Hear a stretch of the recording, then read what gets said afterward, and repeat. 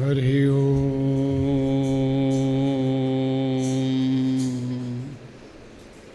તત્સત્પરમાત્મને નમઃ.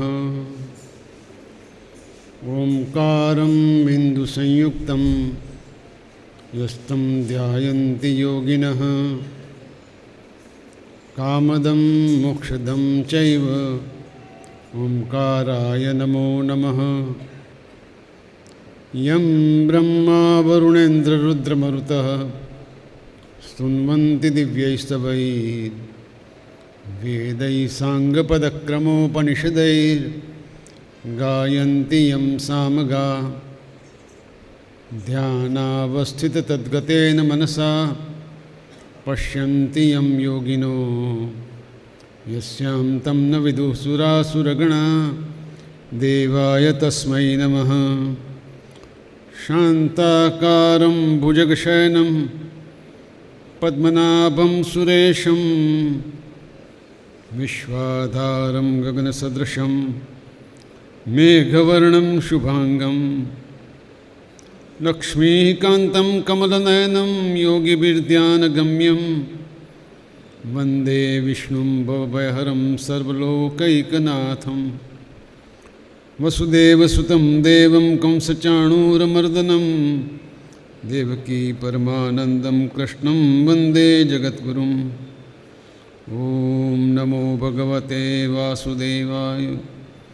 ઉમિયા માત કી જય, બાળોજ માત કી જય. ઓમ નમઃ પાર્વતી પતયે હર હર મહાદેવ હર. આજે એક દશકો 10 દિવસ પૂરા થયા, 11મો દિવસ પ્રારંભ થાય છે. જોગાનુજોગ સ્વાતંત્ર્ય દિન પણ છે, 15મી ઓગસ્ટ. સવારથી તિરંગો લહેરાવાનું ચાલે છે. સ્વાતંત્ર્ય ભારતને મળ્યું 1947માં. અખંડ ભારત ખંડિત થયું 14મીની રાત્રે, અને આપણને આપણો એક ટુકડો ગુમાવીને પછી દેશ મળ્યો. પાકિસ્તાન અને બાંગ્લાદેશ, જે પહેલાં પૂર્વ પાકિસ્તાન અને પશ્ચિમ પાકિસ્તાન હતા, એ થયા પછી આમ જોઈએ તો ખંડિત ભારત આપણને મળ્યું છે. આપણે પ્રાર્થના કરીએ કે ખંડિત ભારત કોઈક દિવસે પાછું અખંડ ભારત બને. કારણ કે અખંડ ભારત તો અફઘાનિસ્તાનથી લઈ અને બ્રહ્મદેશ સુધી ને નીચે શ્રીલંકા સુધીનું હતું, જેમાંથી હવે બહુ ઓછું ભાગ રહ્યો છે.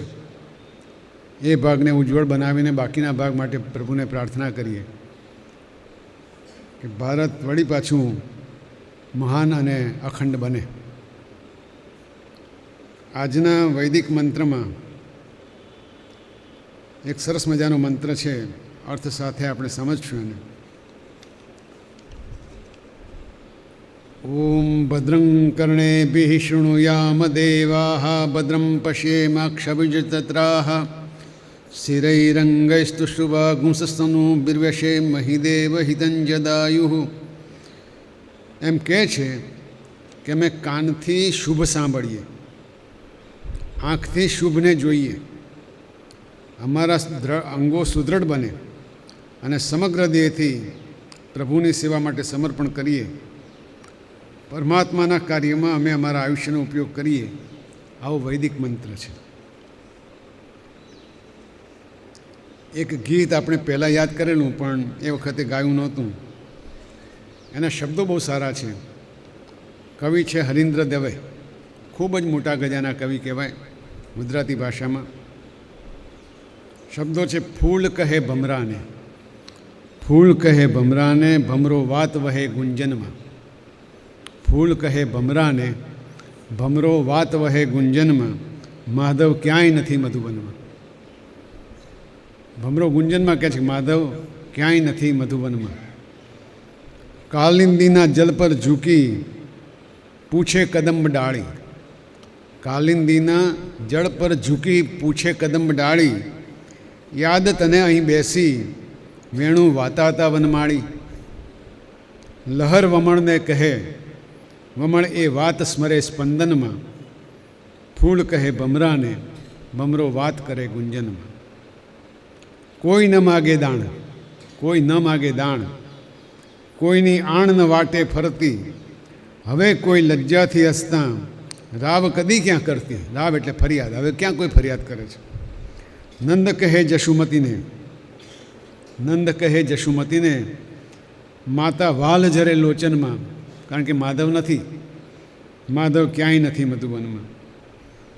શિર પર ગોરસ મટુકી, મારી વાટ ન કેમે ખૂટી. શિર પર ગોરસ મટુકી, મારી વાટ ન કેમે ખૂટી. અબલગ કંકર એક ન લાગ્યો, અબલગ કંકર એક ન લાગ્યો, ગયા ભાગ્યમાં ફૂટી. કાજળ કહે આંખોને, આંખો વાત વહે અસવનમાં. આંખોમાંથી આંસુ વહે છે, માધવ ક્યાંય નથી મધુવનમાં. આ માધવના વૃંદાવનમાંથી મથુરા ગયા પછીની વેદનાની વાત છે. કાજળ કહે આંખોને, આંખો વાત વહે વહે અસુવનમાં, માધવ ક્યાંય નથી મધુવનમાં. ગઈકાલે જ્યાં અટક્યા હતા ત્યાંથી કૃષ્ણ કથા ચાલુ કરી. આજે આપણે જે ભાગ કૃષ્ણ કથાનો લઈએ છીએ તે મથુરામાં કૃષ્ણ આવ્યા પછી ઉગ્રસેનનો રાજ્યાભિષેક થયો છે. નંદ બાબા અને ગોકુળની અક્રૂરજી મારફતે ખબર ઉદ્ધવજી મારફતે ખબર પૂછાવી છે. ગુરુજીના પુત્રને યમલોકમાંથી પાછો લાવી આપ્યો છે. વસુદેવજી અને દેવકીજીને પણ ખૂબ સન્માનિત કર્યા છે. ફોઈબા કુંતીજી અને પાંડવોના ખબર પૂછાવવા માટે અક્રૂરજીને મોકલ્યા છે. કુબ્જા અને અક્રૂરજીને સામેથી મળવા ગયા છે અને એમનું શુભ ઈચ્છ્યું છે. આમ કૃષ્ણે પોતાનું કામ સમયપત્રક પ્રમાણે ચાલુ કરી દીધું છે. પણ મથુરામાં જેવી દેખાય છે એવી શાંતિ નથી, અજંપાભરી શાંતિ છે. કેમ કે કંસની હત્યા પછી એની બે પત્નીઓ અસ્તિ અને પ્રાપ્તિ રડતી રડતી પિતાના ઘેર ગઈ છે. આપણે ટૂંકમાં આગળ કહી ગયા હતા કે પિતા જરાસંધ એ સમયના સૌથી બળવાન સમ્રાટોમાંનો એક હતો. અને બંને દીકરીઓ આવી રીતે વૈધવ્ય થયું એટલે જરાસંધ ખૂબ જ અકળાયો છે, ખૂબ ગુસ્સે થયો છે. એણે પ્રતિજ્ઞા કરી છે કે યદુવંશનો હું નાશ કરીશ, એનો ઉચ્છેદ કરી નાખીશ. એટલે પ્રતિજ્ઞા કર્યા પછી 23 અક્ષૌહિણી સેના લઈને, આપણે યાદ કરીએ મહાભારતમાં તો માત્ર 11 ને 7 18 અક્ષૌહિણી સેના હતી. જરાસંધ પોતે 23 અક્ષૌહિણી સેના લઈને મથુરા ઉપર હુમલો કરીને આવ્યો છે. એટલે ખ્યાલ આવે કે કેટલો ગંભીર અને કેટલી વિશાળ સેના હશે. સમુદ્ર જેવી વિશાળ સેના એમ ભાગવત કહે છે. આમ જાણે સમુદ્રમાં મોજા ઉછળતા હોય એમ રથ અને હાથીઓને ઘોડાને આખો દરિયો દેખાય છે. જાણે મથુરાના ગઢના કાંગરે ઊભા રહીને જોઈએ તો આમ આંખો પહોંચે ત્યાં સુધી સેના જ સેના છે, જેની સામે લડવું અશક્ય છે. એટલે જરાસંધ જ્યારે આવી ચોમ પહોંચ્યો ત્યારે બધાને બહુ ચિંતા થઈ છે. પણ શ્રી કૃષ્ણે એમ વિચાર્યું છે કે મારે તો અવતારે કાર્ય કરવાનું છે. જેટલો પણ ભાર પૃથ્વી ઉપરથી ઓછો થાય એટલો સારો. આ 23 અક્ષૌહિણી લઈને આવ્યો છે તો આ તો હું પૂરી કરી જ દઈશ, પણ હજુ પણ વધારે માણસોની જરૂર છે મારવા માટે. એમણે જેવો આ વિચાર કર્યો એ તો પુરુષોત્તમ સ્વયં છે. આકાશમાંથી દિવ્ય આયુધો અશ્વો સાથેનો 2 રથ આવ્યા છે. એક રથ ઉપર માતલી બેઠેલો છે, ઇન્દ્રનો સારથી, અને બીજો રથ ઉપર બીજા સારથીને લઈને માતલી પધાર્યા છે. બંને રથમાં દિવ્ય અસ્ત્ર અને શસ્ત્રો છે. બંને રથ ઉપર બલરામજી અને શ્રી કૃષ્ણ બેઠા છે. બલરામજીનું આયુધ પણ આવી ગયું છે. એમનું આયુધ છે હળ અને મુસળ. શ્રી કૃષ્ણજીનું સુદર્શન ચક્ર પણ આવી ગયું છે. બધા જ દિવ્ય શસ્ત્ર અને અસ્ત્રો સાથે બંને ભાઈઓ પૃથ્વી ઉપરનો ભાર ઉતારવા માટે બહાર નીકળ્યા છે. આખું સૈન્ય મથુરામાં જ રાખ્યું છે, થોડાક સૈનિકો લઈને નીકળ્યા છે. જરાસંધે આ જોયું છે અને જરાસંધે જેવું જોયું કે તરત શ્રી કૃષ્ણે પાંચજન્ય શંખ વગાડ્યો છે. જરાસંધની સેનાના હાંજા ગગડી ગયા છે, મોટાભાગના ગભરાઈ ગયા છે. પણ જરાસંધ વીર યોદ્ધો છે. એણે કૃષ્ણની સામે જોઈને કહ્યું છે કે હું તારી સાથે લડું એમ નથી, પણ આજે તું સામેથી આવ્યો છું તો હું તને માર્યા વગર મૂકીશ નહીં. કાં તો હું મરી જઈશ, કાં તું મરીશ. આવું એકબીજાને કહીને અસંખ્ય અપશબ્દો બોલતો જરાસંધ તૂટી પડ્યો છે. એક બાજુ સ્વયં પુરુષોત્તમ ભગવાન શ્રી કૃષ્ણ અને શેષનાગજી સમા બળરામજી છે, અને બીજી બાજુ 23 અક્ષૌણી સેનાનો માલિક જરાસંધ છે. સુખદેવજી કહે છે, પરીક્ષિતજી, જરાસંધની સેના એટલી બધી વિશાળ છે, કૃષ્ણ બલરામ એવા ઘેરાઈ ગયા છે કે મથુરાના કોટના કાંગરા ઉપરથી મથુરાની પ્રજા જોઈ રહી છે. કૃષ્ણ અને બલરામ તો ઠીક, પણ એમના રથ પણ દેખાતા બંધ થઈ ગયા છે. ઘણા હિતેચ્છુ તો બેભાન થઈ ગયા, અરે રે આપણા કૃષ્ણને થયું છે શું? રથ નથી દેખાતા, રથની ધજા નથી દેખાતી. બરોબર ઘેરાયા પછી કૃષ્ણે પોતાનું પરાક્રમ ચાલુ કર્યું છે. એમનું સારંગ પાણી નામ છે. સારંગ ધનુષ્ય હાથમાં લઈને એક સાથે હજારો બાણ છોડવા માંડ્યા છે. ચારે બાજુ માથા કપાઈને પડવા માંડ્યા છે. બલરામજીએ એમનું શસ્ત્ર ઉગામ્યું છે. હજારો માણસોનો ખુરદો બોલાવી દીધો છે. હાથી ઘોડા ચિત્કાર કરીને ભાગે છે. ઘોડાઓ હણહણતા બીજા યોદ્ધાઓને મારવા દોડે છે.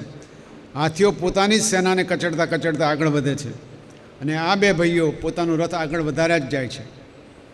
પરિણામ એ આવ્યું છે કે થોડા જ સમયમાં ઠેર ઠેર મળદા પડેલા છે, ગીધડા ઉડે છે, અને જરાસંધ સિવાય થોડા માંડ બચેલા સૈનિકો ભાગવા માંડ્યા છે.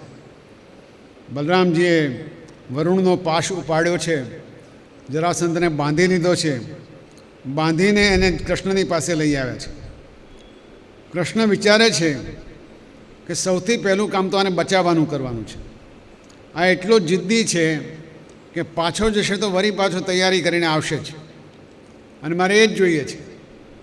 સમ્રાટોનો સમ્રાટ રાજા જરાસંધ નીચા મસ્તકે કૃષ્ણની પાસે ઊભો છે. કૃષ્ણે એને છોડી દીધો છે. એટલે બહાર નીકળ્યા પછી રણમેદાનમાંથી બહાર નીકળીને જરાસંધ કહે છે, હવે મારે તપસ્યા કરવી પડશે. હું ભગવાન શંકરની તપસ્યા કરી એમને પ્રસન્ન કરી અને પછી એમની સામે લડવા આવીશ. પણ બુદ્ધિ એની જુદી જ રસ્તે દોરવા માટે એના સાથીઓ કહે છે કે એવું કંઈ કરવાની જરૂર નથી. યુદ્ધમાં હાર ને જીત તો થયા કરે, આપણે ફરી પાછા આવીશું. જરાસંધ પાછો જાય છે, અને આ રીતે યુદ્ધ માટે એ જ્યારે જાય ત્યારે આ કૃષ્ણ અને બલરામ પાછા મથુરામાં આવે છે. નવાઈની વાત એ છે કે કૃષ્ણની સેનામાંથી કોઈને કંઈ થયું નથી. રામ રાખે અને કોણ ચાખે. કૃષ્ણ અને બલરામ હસતા હસતા નગરમાં પ્રવેશ્યા છે. ચારે બાજુ ફૂલ વેરાણા છે, આનંદ ઉત્સવ થઈ ગયો છે. અને કૃષ્ણ હસતા હસતા જ્યારે આવ્યા છે ત્યારે આકાશમાંથી ગંધર્વોએ, દેવોએ, અપ્સરાઓએ પુષ્પવૃષ્ટિ કરી છે. શ્રી કૃષ્ણના ગુણગાન ગવાયા છે. રણભૂમિમાંથી જેટલું કંઈ મળ્યું, શસ્ત્રો, ધન, બધું રાજા ઉગ્રસેનજીને અર્પણ કરી દીધું છે. કૃષ્ણ પોતાને રાજા ઉગ્રસેનના સેવક તરીકે જ ગણાવે છે. ભાગવત કહે છે કે આ રીતે 23 અક્ષૌહિણી લઈને જરાસંધે આક્રમણ કર્યા અને 17 વખતે આક્રમણ લઈને આવ્યો છે. આનું ટૂંકમાં આપણે પહેલાં કહેલું. દર વખતે એની સમગ્ર સેનાનો ભગવાનની શક્તિથી નાશ થયો છે. એ તો બહુ સ્પષ્ટ છે કે આવા કોઈપણ બે વીર પુરુષો આવડી મોટી સેનાનો નાશ ન કરી શકે. જે થયું છે તે ચમત્કારિક થયું છે, ઈશ્વરને જ કર્યું છે, અને પરબ્રહ્મ સમા શ્રી જય કૃષ્ણ આ દરેક વખતે વિજેતા બને છે.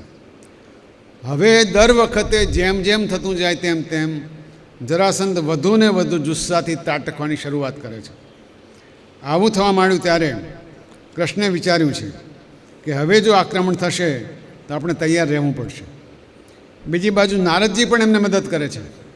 જો યુગ કર્મ પતાવવું હશે તો વધારે ને વધારે ઘાતકી રાજાઓને, જે લોકો વેદ ધર્મનું પાલન નથી કરતા, એમને મારવા જ પડશે. નારદે એક બીજું પાત્ર ઊભું કર્યું છે. પશ્ચિમમાં કાલ યવન નામનો મ્લેચ્છ રાજા છે. નારદજી એને કહ્યું છે કે કોઈને ન જીતી શકાય એવી યાદવ સેના છે. શ્રી કૃષ્ણનો પડકાર તો કોઈ ઝીલી શકે એમ છે જ નહીં. તારી એ તાકાતની વાત નથી. કાલ યવન છંછેડાયો છે. એણે નક્કી કર્યું છે કે કૃષ્ણનું પરાક્રમ જોવા પણ મારે જવું તો પડશે જ. એની અનેક ઘણી વિશાળ સેના 3 કરોડનું સૈન્ય એમ ભાગવત લખે છે. એ લઈને કાલ યવન પણ ધીમે ધીમે મથુરા તરફ ધસવા માંડ્યો છે. જરાસંધની સેના આવે એ પહેલાં કાલ યવનની સેના આવી પહોંચે એવા પૂરા ભણકારા વાગી રહ્યા છે. આ સંજોગોમાં બંને ભાઈઓએ સાથે બેસીને ચર્ચા કરી છે કે આપણે જો આ બંને સેના સામે લડવા જઈશું તો મથુરામાં રહેલા આપણા સ્નેહીઓ, આપણા પરિવારજનો એ બધા ઉપર જરાસંધ પછીથી ત્રાટકશે અને સૌનો નષ્ટ કરશે. એ તો ઠીક છે, પણ મથુરાનો નાશ કરશે. એટલે આપણે એમ કરીએ, પહેલાં કાલ યવન આવ્યો જ છે તો એની સાથે કામ પાર પાડીએ. કેવી રીતે કામ પાર પાડવું? કૃષ્ણ લીલા પુરુષ છે. એ જે લીલા કરે એ કોઈને ખબર ન પડે. છેલ્લી ઘડી એવો ચમત્કાર કરે કે કોઈને કલ્પનામાં પણ ન. વાત કર્યા પછી વહેલી સવારે કાલ યવનની સેના હજુ તો જાગે તે પહેલાં કૃષ્ણ મથુરાના મુખ્ય દરવાજેથી ખોલાવીને બહાર નીકળ્યા છે. એ જ મોહક સ્વરૂપ. માથા પર વનમાળી મુકટ પહેર્યો છે, એના પર મોરનું પીછું લટકાવ્યું છે, સરસ મજાનું કૌસ્તુભ મણિ લટકે છે, વનમાળા પહેરેલી છે, પીળું પિતાંબર પહેરેલું છે, હાથમાં કંકણ છે, અનેક આભૂષણો પહેરેલા છે. કૃષ્ણ કોઈ પણ હથિયાર લીધા વિના મથુરાની બહાર નીકળ્યા છે. એમની સાથે કોઈ નથી. અને ચમત્કાર એ વાતનો થાય છે કે કાલ યવનને પણ થાય છે કે આ કેવો વીર પુરુષ કહેવાય. એક પણ હથિયાર લીધા વિના જાણે બગીચામાં ફરવા નીકળ્યા હોય એમ નીકળ્યા છે. કૃષ્ણ પોતાનું મોખ સ્મિત આપતા આપતા કાલ યવનની સેના તરફ ધીમે ધીમે ચાલતા ચાલતા જાય છે. જાણે સવારના પરમાં મોર્નિંગ વોક કરવા નીકળ્યા હોય એમ કૃષ્ણ જઈ રહ્યા છે. હસતા જાય છે ને એક એક ડગલું આગળ માંડતા જાય છે. કાલ યવનને આશ્ચર્ય થયું છે કે આવો માણસ તો જિંદગીમાં મેં જોયો નથી કે આવડી મોટી 3 કરોડની સેના, એની સામે એક માણસ હસતો હસતો ચાલ્યો આવતો હોય. શું વાત છે? એટલે એના સૈનિકોને કીધું, બધા ઊભા રહી જાઓ, અહીંયા કોઈએ આગળ વધવાનું નથી. એ એકલો આવે છે તો હું પણ એકલો જ જઈશ. એ હથિયાર વગર આવે છે તો હું પણ હથિયાર વગર જ જઈશ. એટલે એ કૃષ્ણ ભગવાનની સામે દોડતો જવા માંડે છે. જ્યાં નજીક આવ્યો છે, માંડ 100 મીટર દૂર રહ્યો હશે અને કૃષ્ણે ચમત્કાર કર્યો છે. ધીમે રહીને થોડીક સાઈડમાં ફરીને પાછા દોડવા માંડ્યા છે. આમ તો એને રણછોડ કહેવાય. બોલીએ શ્રી રણછોડ રાય કી જય. કૃષ્ણ પોતાની કળા દુશ્મનોનો નાશ કરવા માટે જ વાપરે છે. એમણે રણ છોડ્યું નથી, પણ પાછા ફર્યા છે, દોડવા માંડ્યા છે, બીજી દિશામાં દોડવા માંડ્યા. કાલ યવન પાછળ બૂમો પાડતો પાડતો, ઊભો રે ઊભો રે ઊભો રે, લડવાવ લડવાવ. કૃષ્ણ સાંભળતા નથી, ખાલી પાછળ ફરીને થોડું હસી લે છે. પેલો વળી પાછો જોરથી દોડે છે. કૃષ્ણ વળી પાછા ધીમા ધીમા દોડે, વળી જોરથી દોડે. એમ એક દોડ ચાલુ થઈ ગઈ છે. કૃષ્ણ ક્યાં જવા માગે છે કાલ યવનને ખબર નથી. દોડતા જાય છે, દોડતા જાય છે. કાલ યવન પણ થાક્યો છે. કૃષ્ણ તો એમના સ્ફૂર્તિલા પગોથી દોડતા જ ગયા છે. એક ડુંગર ઉપર ચડવા માંડ્યા છે. કાલ યવને હવે સ્પીડ વધારી છે. ગમે તેમ કરીને પકડી જ પાડવું. પણ ચમત્કાર એવો થાય છે કે જ્યાં બરોબર નજીક પહોંચે ત્યાં કૃષ્ણ ઘણા દૂર દેખાય છે. વળી પાછો નજીક પહોંચે ત્યાં કૃષ્ણ ઘણા દૂર દેખાય છે. આ જાદુ કરતાં કરતાં કરતાં કરતાં કૃષ્ણ ડુંગરની અધવચમાં આવ્યા અને અચાનક દેખાતા બંધ થઈ ગયા. એટલે કાલ યવનને થયું, આ ભાઈ ગયા ક્યાં? પોતાનો શત્રુ ક્યાં ખોવાઈ ગયો? એણે જોયું એક મોટી ગુફા છે અને આ ગુફામાં જ કૃષ્ણ ગયા હશે એમ માનવાને પૂરા પગલાં ત્યાં સુધી હતા. સામાન્યપણે કોઈ યોદ્ધો બીજો યોદ્ધો ગુફામાં જાય તો જાય નહીં, કારણ કે અંદર શું છે એને ખબર નથી હોતી. પણ કાલ યવન તો વીર છે, બહાદુર છે. એને થયું જે થાય તે. એ પણ ગુફામાં ઘૂસ્યો છે. ગુફામાં લગભગ અંધારું છે, થોડું ઘણું અજવાળું ક્યાંક આવે છે. એણે જોયું કે એક માણસ આરામથી ઓઢીને સૂઈ ગયો છે. એટલે કે આ મારો વાલો ખરો નાટકીયો છે. હમણાં દોડતો હતો ને હમણાં પાછો સૂઈ ગયો.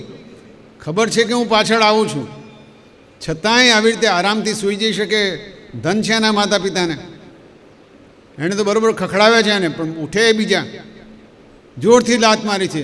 અને જે માણસ ઉઠ્યો એની આંખમાંથી અગ્નિ નીકળ્યો છે અને કાળ યવન બળીને ભસ્મ થઈ ગયો છે. થોડી વાર થઈ, ત્યાં ગુફાના પાછળના ભાગમાંથી કૃષ્ણ હસતા હસતા બહાર આવ્યા છે.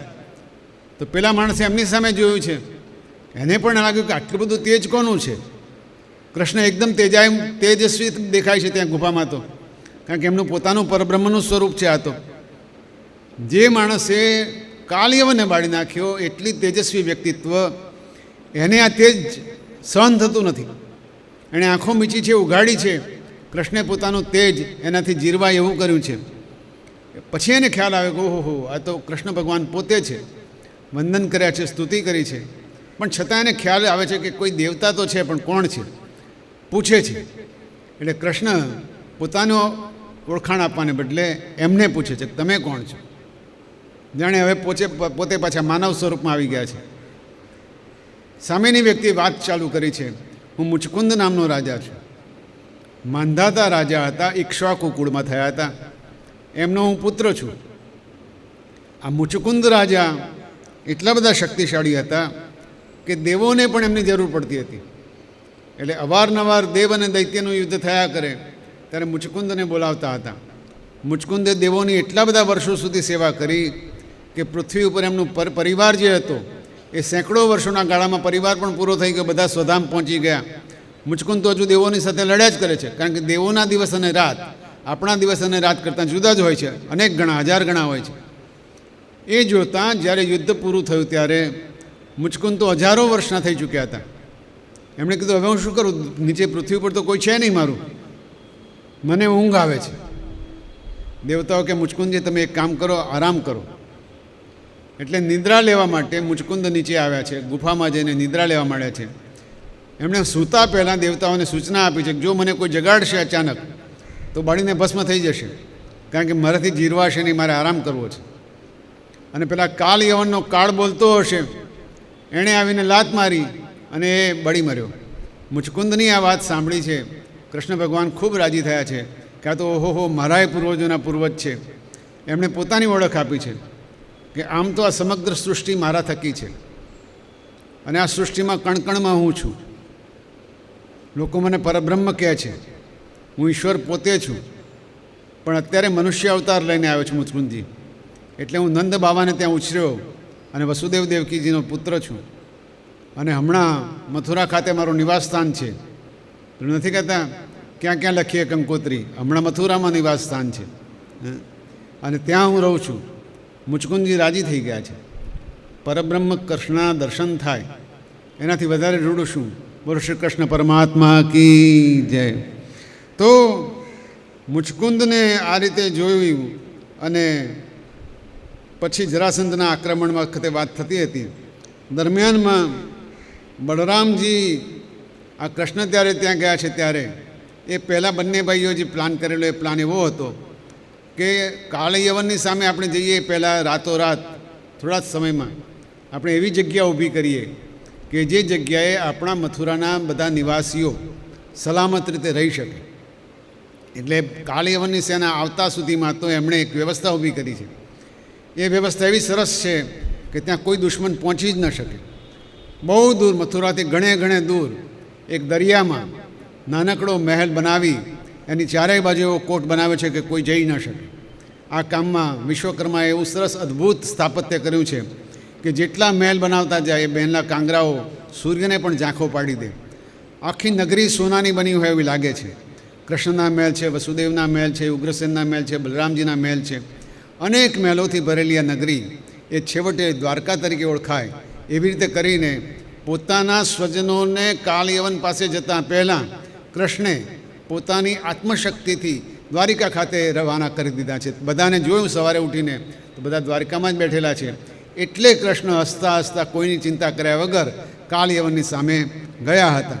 એટલે એક બાજુ એવું થઈ ગયું કે બલરામજી પણ સુરક્ષિત છે, મથુરા નિવાસીઓ પણ સુરક્ષિત છે અને જે નગરી ઊભી થઈ છે એ નગર શોભિતું છે, દ્વારકા નામનું. નગરને રળિયામણું કરવામાં બધા દેવતાઓએ પોતાનું યોગદાન આપ્યું છે. ભગવાન શ્રી કૃષ્ણે મથુરામાં પહોંચ્યા પછી હવે નિરાંતે થોડા યોદ્ધાઓ સાથે બલરામજીને મથુરા નગરીનું રક્ષણ કરવા માટે મૂક્યા છે. પોતે તો પોતાના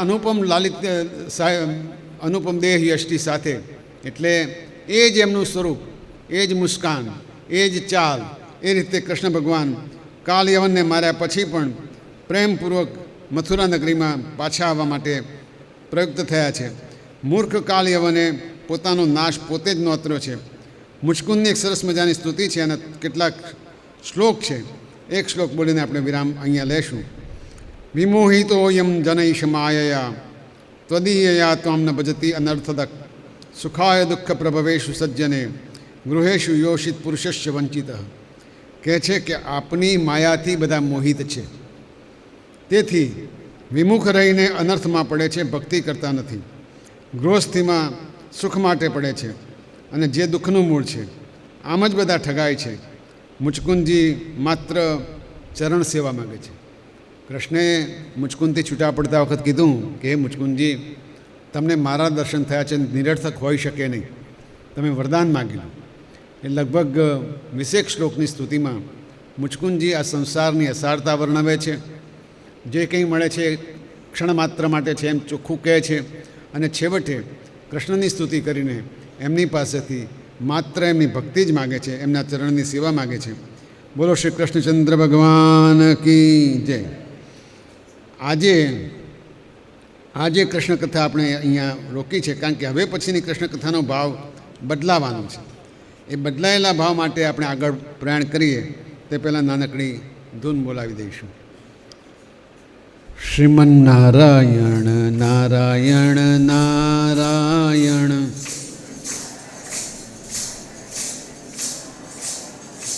શ્રીમન્નારાયણ નારાયણ નારાયણ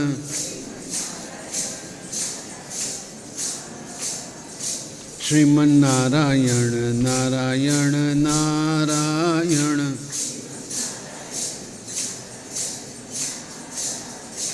બદ્રીનારાયણ નારાયણ નારાયણ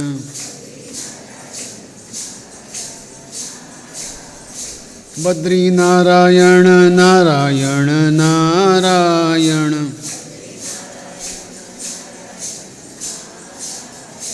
બદ્રીનારાયણ નારાયણ નારાયણ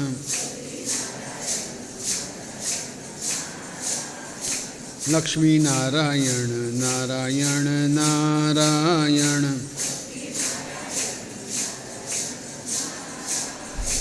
લક્ષ્મીનારાયણ નારાયણ નારાયણ નર નારાયણ નારાયણ નારાયણ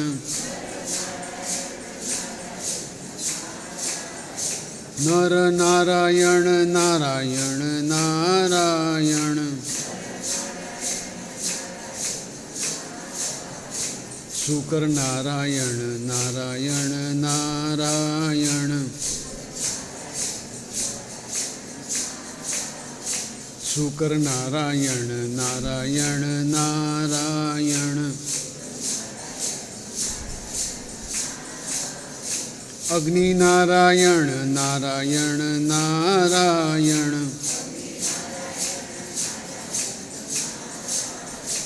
અગ્નિ નારાયણ નારાયણ નારાયણ અગ્નિ નારાયણ નારાયણ નારાયણ લક્ષ્મી નારાયણ નારાયણ નારાયણ લક્ષ્મી નારાયણ નારાયણ નારાયણ લક્ષ્મી નારાયણ નારાયણ નારાયણ લક્ષ્મી નારાયણ નારાયણ નારાયણ લક્ષ્મી નારાયણ નારાયણ નારાયણ યજ્ઞ નારાયણ નારાયણ નારાયણ યજ્ઞ નારાયણ નારાયણ નારાયણ, યજ્ઞ નારાયણ નારાયણ નારાયણ, શ્રીમન્નારાયણ નારાયણ નારાયણ, શ્રીમન્નારાયણ નારાયણ નારાયણ, શ્રીમન્નારાયણ નારાયણ નારાયણ, શ્રીમન્નારાયણ નારાયણ નારાયણ. બોલીએ શ્રી લક્ષ્મીનારાયણ દેવ કી જય. કૃષ્ણ કનૈયા લાલ કી. આજે આપણે ગીતાનું જ્યારે વાંચન કરીએ ત્યારે વારંવાર સમાજ ઉપર નજર જતી હોય છે અને કંઈક ને કંઈક એમાંથી ટિપ્પણી કરવાનું મન થાય છે. ખાસ કરીને આજે સ્વાતંત્ર્ય દિન છે. અર્જુન અને પાંડવો સ્વતંત્ર સ્વરાજ્ય મેળવવા માટે મથી રહ્યા છે અને જવાબદારી અર્જુને નિભાવવાની છે. એ બેસી જાય એમ ચાલે એવું નથી. કુળ નાશ થશે, વર્ણસંકરતા આવશે, આ બધા મુદ્દાઓ એણે ઊભા કર્યા છે. ઘણી શંકાઓ એના મનમાં છે. કૃષ્ણે એક શ્લોકથી ગઈ વખતે કીધું કે આ નપુંસકપણું છોડી દે, મનમાં દ્રઢ બન. પછી કહે છે અશોચ્યાનન્વ શોચસ્ત્વમ પ્રજ્ઞાવાદાંશ ભાષસે ગતાસુ ન ગતાસુંશ્ચ નાનુશોચંતી પંડિતા. ગતાસુ, આસુ એટલે પ્રાણ, ગતાસુ એટલે જેના પ્રાણ જતા રહ્યા છે તે, અને અગતાસુ એટલે જેના પ્રાણ નથી ગયા તે. એટલે કે જે જીવે છે અને મરે છે એમ કહેવું હતું સહેલું હતું, પણ કૃષ્ણે એવું જીવે છે ને મરે છે એમ નથી કીધું, પણ ગતાસુંશ્ચ અગતાસુશ્ચ આનું કોઈ પંડિતો વિચાર કરતા નથી. કેમ કે જ્ઞાનની મોટી મોટી વાતો તું કરે છે, પણ જીવતા અને મરેલા અને પ્રાણ જતા રહ્યા હોય અને પ્રાણ રહ્યા હોય બે વચ્ચે થોડોક નાનકડો તફાવત છે. પ્રાણ જતા રહે તેથી કંઈ આત્મા બુદ્ધિ અને મન જતા નથી રહેતા. પ્રાણ જતા રહે એટલે શરીર જાય, પણ આત્મા અને બુદ્ધિ અને મન એ યથાવત રહેતા હોય છે. આપણે મોટે ભાગે શરીર જતું રહે ત્યારે પ્રાણ જતા રહે એમ વિચાર કર્યો હોય છે. એટલે કૃષ્ણ અહીંયા બહુ વિચારપૂર્વક વિવેકપૂર્વક કહે છે કે જેનું શરીર જતું રહે છે, જેના પ્રાણ જતા રહે છે અને જેનામાં પ્રાણ છે એના વિશે પંડિતો બહુ ચિંતા કરતા નથી.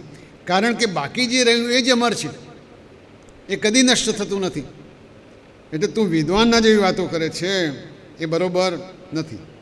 તને જે ચિંતા છે તો શરીરની છે. શરીરમાં સંસ્કૃતમાં અર્થ જ શીર્યતે ઇતિ શરીર, જે ઘસાય છે, જે નાશ પામવાનું છે એને જ શરીર કહેવાય છે. શરીર શબ્દની સાથે જ આ શબ્દનો અર્થ એવો છે કે એ જે મરી જવાનું છે એ શરીર છે. એટલે હે અર્જુન, આત્મા અવિનાશી છે એવું તું સમજ તો દુઃખનું કારણ નથી. ઉદાહરણ આપે કે આપણું ઘર છે અને ઘરનો એક ચોકીદાર છે. ઘરની અંદર માલિક બેઠો છે. ચોકીદાર જતો રહેતો કે માલિક જતો નથી રહેતો, બીજો ચોકીદાર આવે, અથવા તો માલિક ઊભો થઈને બીજા ઘરમાં જતો રહે. એટલે ચોકીદારની ચિંતા કરવાની કોઈ જરૂર નથી. આપણું શરીર એક ઘરેણા જેવું છે. એક ઘરેણું જતું રહે તો બીજું ઘરેણું આવે. એવું માનવું કે હું મારીશ તો જ શત્રુ મળશે એવી બીજી માન્યતા છે. એવું નથી. દરેક વ્યક્તિનું મૃત્યુ નિશ્ચિત છે. એટલે કોઈના જીવાડવાનો કે મારવાનો કોઈ પ્રશ્ન તારે જ વિચારવાનો નથી. તારે તારું કર્મ કરવાનું છે. હવે એની સમજ પ્રમાણે તો શરીર જ બધું છે. સત્ય એ છે કે શરીર માત્ર ખોખું છે.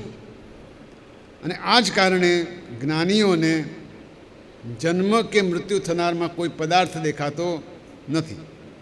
કઠોપનિષદનો એક સરસ શ્લોક છે, અહીંયા નોંધ્યો છે. ન પ્રાણેન ન અપાનેન મર્ત્યો જીવતી કશ્ચન. પ્રાણ કે અપાનથી કંઈ માણસ જીવતો નથી. ઇતરેણે તું જીવંતી, બીજા કશાકથી જીવે છે.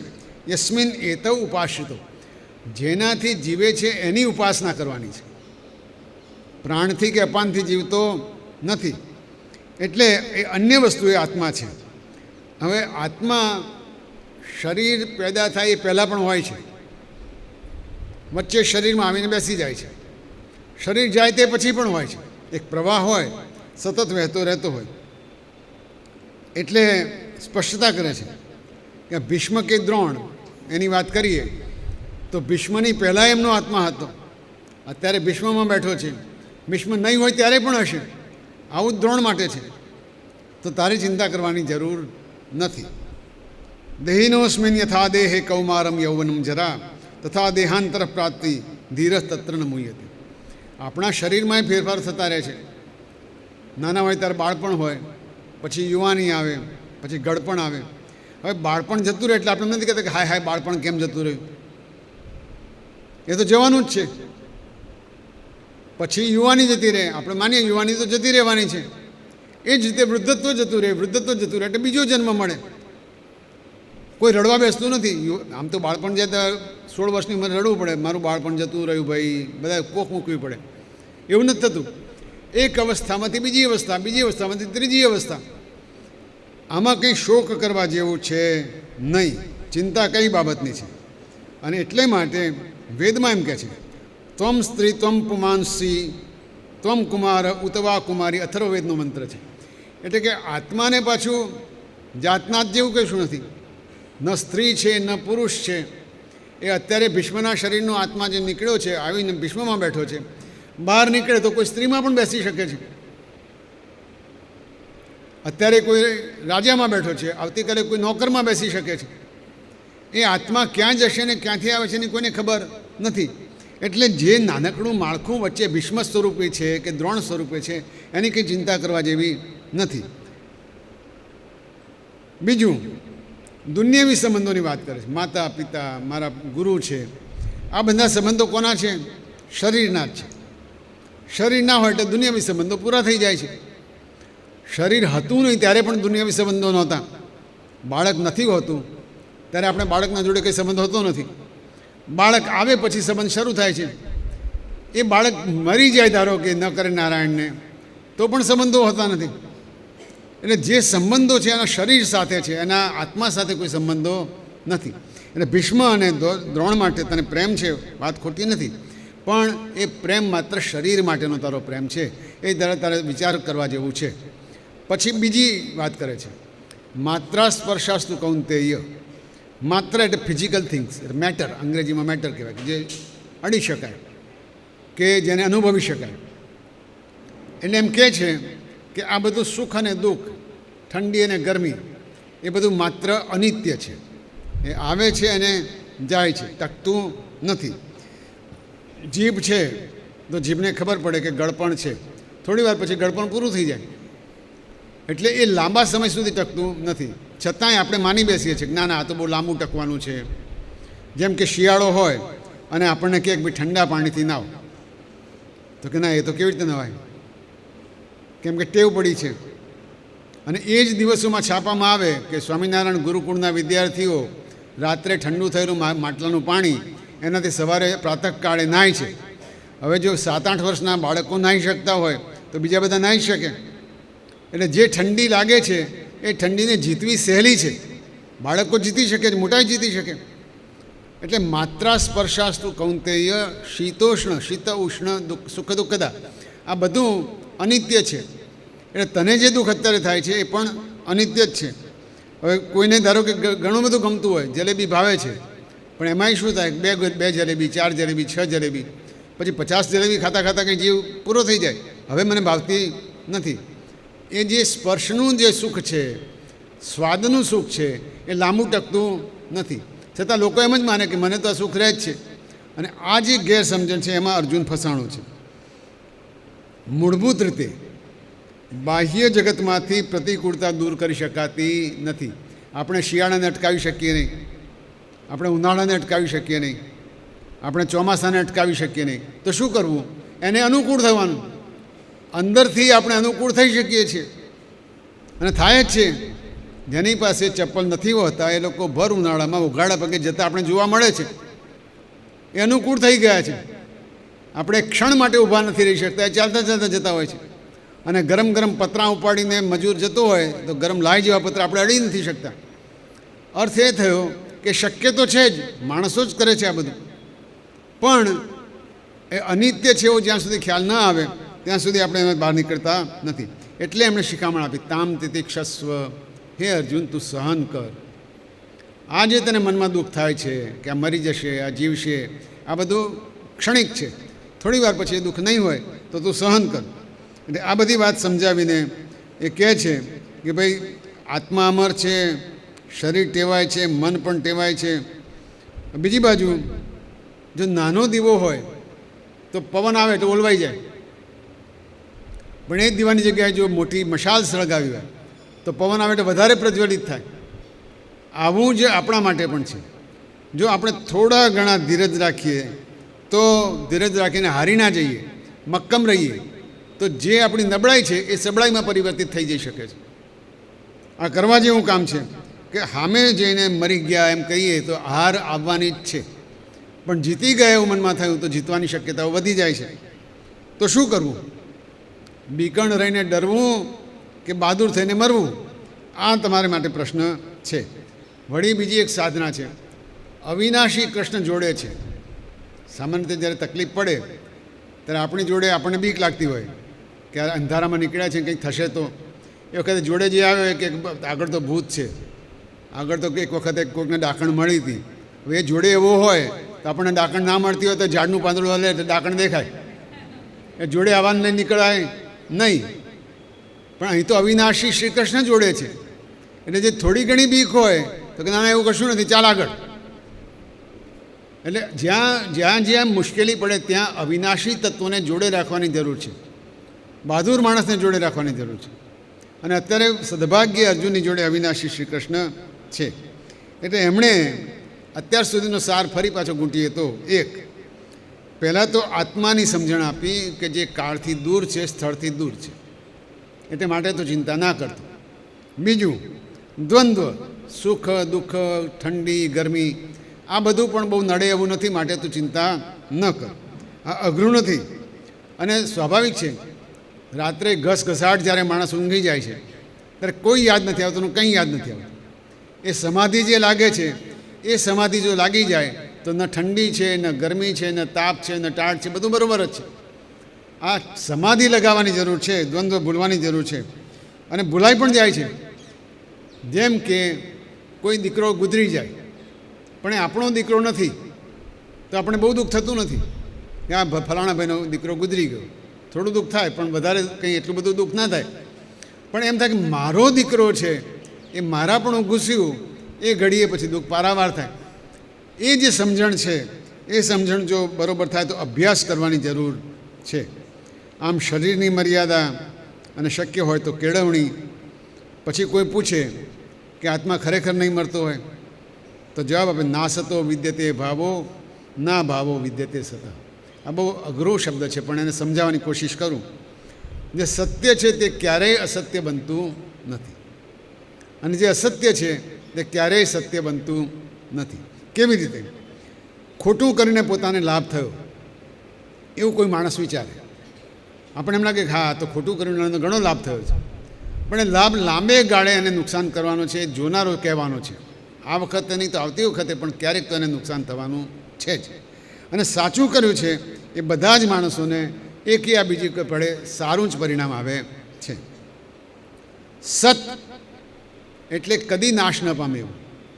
જે ચીજો કદી નાશ ન પામે છે, જેમ કે અહિંસા, સત્ય, આ બધું હંમેશા લાભ આપનારું છે.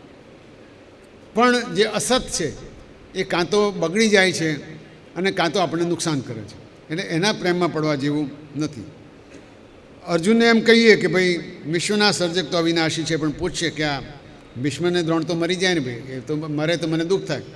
એનો જવાબ આપ્યો છે કે જેમ પરમાત્મા અવિનાશી છે એમ જીવાત્મા પણ અવિનાશી છે. આ ભીષ્મ અને દ્રોણમાં જે જીવાત્મા છે એ પણ મરતો નથી. આ વારંવાર કહેવાનું કારણ એ છે કે આ વાત જો સમજાઈ ગઈ તો જીવન સફળ થઈ ગયું. કોઈ દુઃખ રહેતું જ નથી. દુઃખનો તે તદ્દન નિવેડો આવી જાય છે. એટલે કઠોપનિષદમાં કહ્યું, ન જાય તે મ્રિયતે વા કદાચિન નાયમ ભૂતવા ભવિત્વા વાન ભૂય. એકવાર થાય પછી એનો અભાવ થતો નથી. હકીકતે આત્માને જન્મ કે મરણ જેવું છે નહીં. તો જન્મ કે મરણ જેવું ના હોય તો શું થાય? શરીરને બાળી શકાય, શરીરને પીડા કરી શકાય, શરીરને કાપી શકાય. આત્માને ન બાળી શકાય છે, ન ભીંજવી શકાય છે, ન પીડા પહોંચાડી શકાય છે. અને ગીતામાં જ એક બીજું સારું ઉદાહરણ આપે છે કે નવું કપડું લાવીએ, પહેરીએ, એટલે પહેરવા માટે જૂનું તો કાઢવું પડે ને. વાસાંસી જીર્ણાની યથા વિહાય. નવું કપડું પહેર્યું એનો અર્થ છે કે જૂનું કપડું કાઢવું પડે. અને જૂનું કપડું કાઢીએ પછી એની બહુ ચિંતા કરતા નથી, નવા કપડાની ચિંતા કરે છે. બસ આવું જ આત્માને જ્યારે શરીરને બદલવાનું થાય ત્યારે આ જ સ્થિતિ થતી હોય છે. હવે માણસની પાસે બધા એમ માને કે એક જ શરીર છે. એવું નથી. પાછું 3 શરીરો છે. એક શરીર જે બહાર દેખાય છે તે, જેને આપણે સામાન્ય રીતે સ્મશાનમાં બાળી આવીએ છીએ, આ એક શરીર. બીજું શરીર છે મનથી, અહંકારથી અને ચિત્તથી બનેલું. એ શરીર એવું છે કે જે બળતું નથી, પણ શરીરની પોતાની વાસના લઈને બીજે ક્યાંય જાય છે. મનમાં રહેલી વાસનાઓ લઈને એ આત્માની સાથે પ્રયાણ કરે છે અને ક્યાંક ને ક્યાંક એ પોતાનો વિસામો કરતું હોય છે. એ બીજું શરીર, જેને સૂક્ષ્મ શરીર કહે છે. અને ત્રીજું કારણ શરીર કહેવાય છે. એ કારણ શરીરનો કોઈ ફેરફાર થતો નથી, તો હતું તેમનું તેમ જ રહે છે. એક દાખલો લઈએ કે એક વીજળીનો પ્રવાહ આપણા ઊંઝા ગામમાં બધાને વીજળી પૂરી પાડે છે. આખા ગામમાં વીજળીનો પ્રવાહ છે અને કેટલાય ગોળા, કેટલીક ટ્યુબલાઇટો એના લીધે સળગી છે. હવે ધારો કે બધા ગોળાને બધી ટ્યુબલાઇટો ઉડી જાય અથવા તો ફૂટી જાય, તો વીજળીનો પ્રવાહ તો બંધ થતો જ નથી. આ કારણ શરીર છે. એ કારણ શરીર બધામાં સરખી રીતે સમવયસ્ક રીતે વહેતું રહે છે. પ્રવાહમાં કોઈ ખામી આવતી નથી. એ વિશ્વભરમાં એ પ્રવાહ તો ચાલુ જ રહે છે. એટલે આત્મા અને પરમાત્માની જ્યારે વાત કરીએ ત્યારે પરમાત્મા અને જીવાત્મા જુદા નથી. એ માત્ર એનો એક અંશ છે જે તમારા શરીરમાં આવીને બેઠો છે. આ સિવાય સમગ્રપણે એક બિંદુ અને સમુદ્ર વચ્ચે કોઈ તફાવત નથી. આવું અર્જુનને સમજાવે છે. પછી કહે છે કે ભાઈ આત્માને મનથી વિચારવાનું પણ શક્ય નથી. કેવી રીતે વિચારવું? તો કે આપણે જોઈએ તો ચશ્મા પહેર્યા હોય તો કે કેવું દેખાય છે? પેલો ચશ્માવાળો પૂછે તો ચશ્માથી સારું દેખાય છે. ખરેખર ચશ્માથી સારું નથી દેખાતું. જુએ છે તો આંખ, વચ્ચે છે ચશ્મા, એટલે કે ચશ્માથી સારું દેખાય છે. પણ હવે હકીકત એ છે કે ચશ્મા પોતે આંખને જોઈ શકતા નથી. એ જ રીતે આપણે શરીરથી આપણા આત્માને જોઈ શકવાના નથી. એ કોઈ જોઈ શકતું નથી. જે જુએ છે એ દેખાતું નથી, કારણ કે જોનારાને જોઈ શકવાનો નથી. આ મહત્ત્વની વાત છે. અને એટલે માટે આપણા પોતાના મનથી આત્માને જોવો શક્ય નથી. નિત્ય સર્વગત સ્થાણુ અચલોયમ સનાતન. વળી એ સર્વગત બધે જ વ્યાપેલો છે અને એટલે માટે એનો શોક કરવો નકામો છે. વળી આગળ વાત કરે, સર્વગત આત્મા કયો છે તો શું કરવાનું? તો કે બંને એક જ છે. કોઈ વળી એવું માને, કોઈ વળી એવું માને કે સારું હોય તો અમને બતાવજો, અમને ઈચ્છા છે. કોઈ વળી એવું માને કે શરીરની સાથે જ આત્મા જન્મેને મરી જાય છે. તો વેલ, વેરી ગુડ. જો શરીરની સાથે આત્મા જન્મતો હોય અને મરતો હોય તો ચિંતા કરવાની જરૂર નથી. આ ભીષ્મ પિતામહ છે એ મરશે પછી ફરી પાછા જન્મશે. વાત તો એકની એક જ છે, પણ અનેક તર્કથી સિદ્ધ કરવાની કોશિશ એટલા માટે છે કે મનમાં દ્રઢપણે ઘૂંટાવા માંડે. રોજ જ ભગવાનનું નામ કેમ લેવું પડે? કારણ કે ભગવાનનું નામ મનમાં ઘૂંટાય. એ રીતે સર્વાત્મા, પરમાત્મા, આત્માનું જો રોજ જ ચિંતન કરીએ તો એક દિવસે ખબર પડે કે શરીર કરતાં એ વધારે મહત્ત્વનું છે. થાય છે એવું કે રોજ શરીરનું ચિંતન કરીએ, સવારે ઉઠે એટલે બ્રશ કરીએ, પછી નાહીએ, પછી કોગળા કરીએ, પછી વળી કપડાં પહેરીએ, આ બધું શરીરનું લાલન પાલન કરીએ 24 કલાક. એટલે પેલું જે અંદર છે એ યાદ કરવાનું તો આવી કથા બેઠી હોય ત્યારે જ યાદ આવે છે. બાકી તો યાદ આવે એવી શક્યતા છે જ નહીં. અને એટલે માટે ધારો કે 25 વખત બોલું તો કંઈ વાંધા જેવું નથી, કારણ કે આ વખતે જ યાદ કરવાનું છે. પછી બહાર ગયા પછી શેઠની શિખામણ જ્યાં સુધી એવું થવું ના જોઈએ. એટલે હવે છેલ્લે કર્મના સિદ્ધાંતની વાત કરે છે કે જેનું જેવું કર્મ એવું એને ફળ મળે અને એમાં કંઈ કરી શકાય નહીં. બીજું, જે રીતે જ્યારે જ્યાં મૃત્યુ થવાનું હશે એ રીતે ત્યારે ત્યાં થશે, અર્જુનનું પણ અને બીજા બધાનું પણ. એટલે એ બાબતમાં ચિંતા કરવાની કોઈ જરૂર નથી. જો શરીર મરી જાય તો આત્મારૂપે તો ભીષ્મ એના છે, તો હે અર્જુન ચિંતા ન કર, ભીષ્મ કાયમ રહેવું તો બનવાનું નથી. હવે શરીર સિવાયના એ આત્માને કોઈ મારી શકતું નથી. આ બધી વાતો સાંભળીને સમય મળે આપણે બધાએ, અર્જુને તો ખરું જ ખરું, ચિંતન કરવાની જરૂર છે.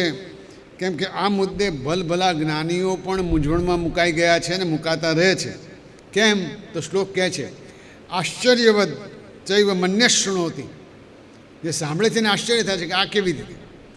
શ્રુત્વોપેનમ વદ વેદ ન ચૈવ કશ્યિત. જે સાંભળે છે એને પણ કદી ખબર પડતી નથી. એટલે સુખદેવજી આ માધ્યમથી કહે છે કે આ બધું સાંભળી ઘણા નવાઈ પામે.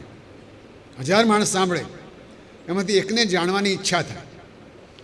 એ જાણવાની ઈચ્છા થાય સમજવા માટે મથે, અને મથે એવા હજારોમાંથી કોઈ એકાદાને સાચી સમજણ પડે છે.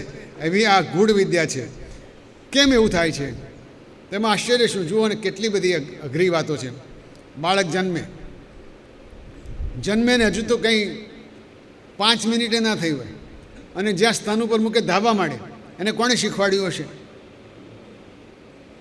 એને કોણે કીધું હશે કે આ જગ્યાએથી તને ખોરાક મળશે, પોષણ મળશે? એ કંઈ ચમત્કાર જેવું તો છે જ. વૈજ્ઞાનિકો શોધી પણ કાઢશે કદાચ કોઈક વખતે, પણ અત્યારે તો આપણને લાગે છે કે આ ચમત્કાર જ છે. બાળકને કોઈ ટ્રેનિંગ આપી નથી અને ત્યાં મોઢું મૂક્યું નથી કે તરત જ હાથ મૂકશો તો કંઈ ધાવાનું નથી, પણ મોઢું મૂક્યું કે તરત ધાવા માંડશે. કેમ? બીજું, આપણે જોઈએ, ચાખીએ. ધારો કે હું જોઉં છું તમને બધાને, મને કેવી રીતે ખબર પડે છે કે આ માણસ આ છે? એ ખબર પાડનાર કોણ છે? જે અંદર બેઠો છે તે જ ખબર પાડે છે. અને એ જ રીતે ઘણા બધા પ્રશ્નો થાય છે. મુકમ કરોતી વાચાલમ વખતે આપણે સમજ્યા હતા કે બોબડો હોય બોલતો થઈ જાય, બાળક બોલતું થાય, અચાનક બોલતું કેવી રીતે થાય? એ જરૂર કોઈક એવું તત્વ છે કે જે એને બોલતું કરે છે. ઘણી વખત તો ડૉક્ટરો આશા મૂકી દે. મારે પોતાનો એક કિસ્સામાં એવું બનેલું, એક છોકરું જન્મ્યું ઈશ્વરભાઈ, અને પછી રડે નહીં. એટલે અમે તો બહેનોએ થપથપાવ્યું કે પાછળ બરાબર બરડામ 2-4 થપથપાવે તો કદાચ રડશે. ના રડ્યું.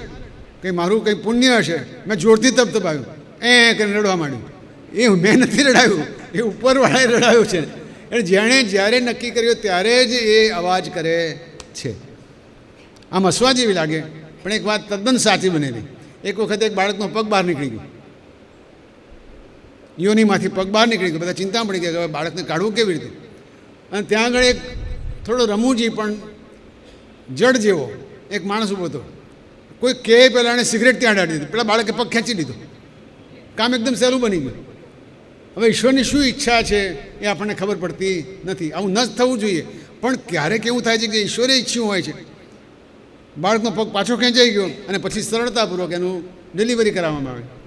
આવું જ્યારે બને ત્યારે આપણને લાગે કે કોઈક અજાણ્યું, કોઈક અગોચર, કોઈ દૈવી કોઈ તત્વ છે ખરું ક્યાંક. અને એટલે માટે બધાને પ્રવાહી હંમેશા નીચે ગતિ કરે. આપણે જાણીએ છીએ કે જળ નીચે જાય, પણ પગમાંથી લોહી ઉપર કેવી રીતે ચડે છે? એ તો ઉપર ચડે છે, હૃદય તરફ જાય છે. એ ધક્કો કોણ મારે છે? વૈજ્ઞાનિકો શું મસલ આમ થાય, મસલ તેમ થાય, પણ એ મસલને એ બધું કરવા માટેની પ્રેરણા આપનાર તો કોઈક તો હશે જ. એ કોણ કરે છે? શિયાળામાં બહાર 4 ડિગ્રી ઠંડી હોય, પણ આપણા શરીરનું ટેમ્પરેચર માપીએ તો 37 ડિગ્રી થાય. એ કેવી રીતે જળવાય છે? એ ટેમ્પરેચર જાળવવા માટેનું કેન્દ્ર શોધી કાઢ્યું છે મગજમાં, પણ છતાંય એ કેન્દ્રને કોણ ચાલુ રાખે છે? there is somebody who is doing all these things. કોઈક આ બધું કરે છે. એટલે ચમત્કારોની વાત છે. આ અને આવા અનેક આશ્ચર્યો સર્જાય છે. એને સમજવા માટે વિજ્ઞાન પણ મથે છે. કેટલાકના જવાબ મળ્યા છે, બાકીના પ્રશ્નો હજી એમને એમ છે. જેમ કે ગયા વર્ષે આ શ્રાવણ સુદ દશમના દિવસે તમે કે મેં વિચાર્યું નહીં હોય કે આપણે બધા અહીંયા મળીશું. કોઈએ વિચાર્યું નહીં હોય. કેમ મળે? હવે કુંડળીઓ માણી જોઈએ, બધાની કુંડળીમાં આ શ્રાવણ સુદ દશમ ક્યાં લખી છે? તો અહીંયા જ લખી હશે.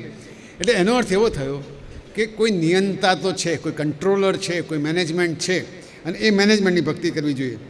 કૃષ્ણે આમ કરીને આત્માની અમરતા, સર્વગત આત્મા, એ બધું આજે સમજાવ્યું. અને ભીષ્મના દ્રોણના મૃત્યુ બાબતે શોક ન કરવો એવું કીધું. એ વખતે આ બધું સમજાવતી વખતે એમણે ધ્યાનમાં એ રાખ્યું હતું કે અર્જુનનું ધ્યાન સામેના પક્ષે છે, સામે જોઈને દુઃખી થયો છે. બધાને ઊભેલા જોયા એટલે એને થયું કે આ બધાને મારે મારવા પડશે. પણ હવે આ દલીલો પૂરી થઈ એટલે કૃષ્ણ ભગવાને અર્જુનની સામે જોયું અને એની વાત કરી. સ્વધર્મમપી ચાવેક્ષ્ય ન વિકંપિતુમર્હસી ધર્મ્યાથી યુદ્ધાત શ્રેયો અન્યત ક્ષત્રિયસ્ય ન વિદ્યતે. હવે આ બધાની વાત પતી ગઈ, ભીષ્મની બધાની વાતો પતી ગઈ. હવે તારી વાત કર. તું પોતે તો ક્ષત્રિય છે, બે કામ કરવાના છે. ધર્મનું પાલન કરવાનું છે, ધર્મને બચાવવાનો છે એક વાત. બીજું ક્ષત્રિય ધર્મનું પાલન કરવાનું છે. આ બંને કરવું હોય તો તારે આવી રીતે ધ્રુજી જવું જોઈએ નહીં. બીજું ક્ષત્રિય માટે તો યુદ્ધ એ સ્વર્ગના દ્વાર જેવું છે, એમાંય પાછું આ તો ધર્મયુદ્ધ છે. એટલે તારે તો શ્રેષ્ઠ, સારામાં સારું. સામે પક્ષે દુર્જનો છે એ પણ તને ખબર છે. એટલે આ યુદ્ધ પાછું એમણે અનિવાર્ય બનાવ્યું છે, આપણે વારંવાર કહી ચૂક્યા છીએ. આ સંજોગોમાં જો અર્જુન ન લડે તો સ્વધર્મનું પાલન ન થાય, અપકીર્તિ થાય, હાંસી થાય, આ બધી વાતો સમજાવી છે. માટે કહે છે તસ્માદ ઉત્તિષ્ઠ કૌંતેય યુદ્ધાય કૃત નિશ્ચય. આ છેલ્લા 3-4 દિવસથી જે રચના કરતા હતા એ રચના કરતાં કરતાં ત્યાં પહોંચ્યા કે હવે કૃષ્ણ ભગવાને ખૂંખારીને કીધું, એટલા માટે હે અર્જુન ઊભો થા અને યુદ્ધ માટે નિર્ણય કર. જે થવું હોય તે ભલે થાય. પેલા મરશે તો એ ચિંતાનું નિરાકરણ, મારે શું કરવું એનું માર્ગદર્શન, પાપ લાગશે તો. એટલે હવે એનો જવાબ આપવાનો બાકી છે હજુ. કારણ અર્જુને એવું પૂછેલું કે ભગવાન પાપ લાગે તો શું કરવાનું, એટલે પાપ લાગે તો કહે છે બીજા અર્થમાં કે કર્મનું બંધન થશે તો શું કરવાનું, એ જવાબ આપે છે. સરસ મજાનો શ્લોક છે. બુદ્ધયા યુક્તો યથા પાર્થ કર્મબંધમ પ્રહાસ્યસે. જો બુદ્ધિપૂર્વક એટલે કર્મનું ફળ છોડીને જો તું કર્મ કરીશ તો કર્મનું બંધન થશે નહીં. કર્મનું બંધન છોડવું એટલે નિષ્કામ કર્મ કરવું. નિષ્કામ કર્મને સમજાવતા સમજાવતા કૃષ્ણ હજુ આગળ કહે છે. અને આ ભાગ છે જે નિષ્કામ કર્મવાળો, એ કદાચ આત્માવાળો આપણને બહુ મગજમાં ન ઉતરે, કદાચ પેલું ક્ષત્રિયનો ધર્મને એ પણ મગજમાં ઓછું ઉતરે, તો પણ આ નિષ્કામ કર્મવાળો ભાગ તો બરાબર ઉતારવા જેવો છે મગજમાં. કારણ કે આપણે કામ તો કરતા જ હોઈએ છીએ. થાય છે શું કે જે કામ કરીએ છીએ કદી એળે જતું નથી. કોઈ કૂતરાને પથ્થરો માર્યો એ પણ એળે જતું નથી. એ પથ્થરો ક્યારેક ને ક્યારેક નસીબમાં આવવાનો જ છે. કોઈ શત્રુ ખરાબ હોય એને તમે દાબી દીધો એ પણ કામમાં આવવાનું જ છે. ભગવાનની એક માળા કરી એ પણ કામમાં આવવાનું જ છે. શું કામમાં આવે? મહિનાથી કરીએ છીએ. મહિનાથી તું કરે છે પણ વર્ષો સુધી જે કર્યું તે ધોવા માટે 1 મહિનો પૂરતો છે ખરો? એ પણ વિચારવાની વાત છે. જન્મ જન્માંતરોથી સારા કર્મો કરતાં કરતાં કરતાં મનુષ્ય જન્મ મળ્યો છે. આપણે કીડી બન્યા હોઈશું, મકોડો બન્યા હોઈશું, ક્યાંક છાણમાં ક્યાંક પોદળામાં હોઈશું, એમ કરતાં કરતાં ગાય ભેંસ બનતા બનતા મનુષ્ય બન્યા છે. એ બધા પુણ્યકર્મો ભેગા કરતાં કરતાં આપણા આવા કથા સત્સંગમાં ભેગા થઈ શક્યા છે.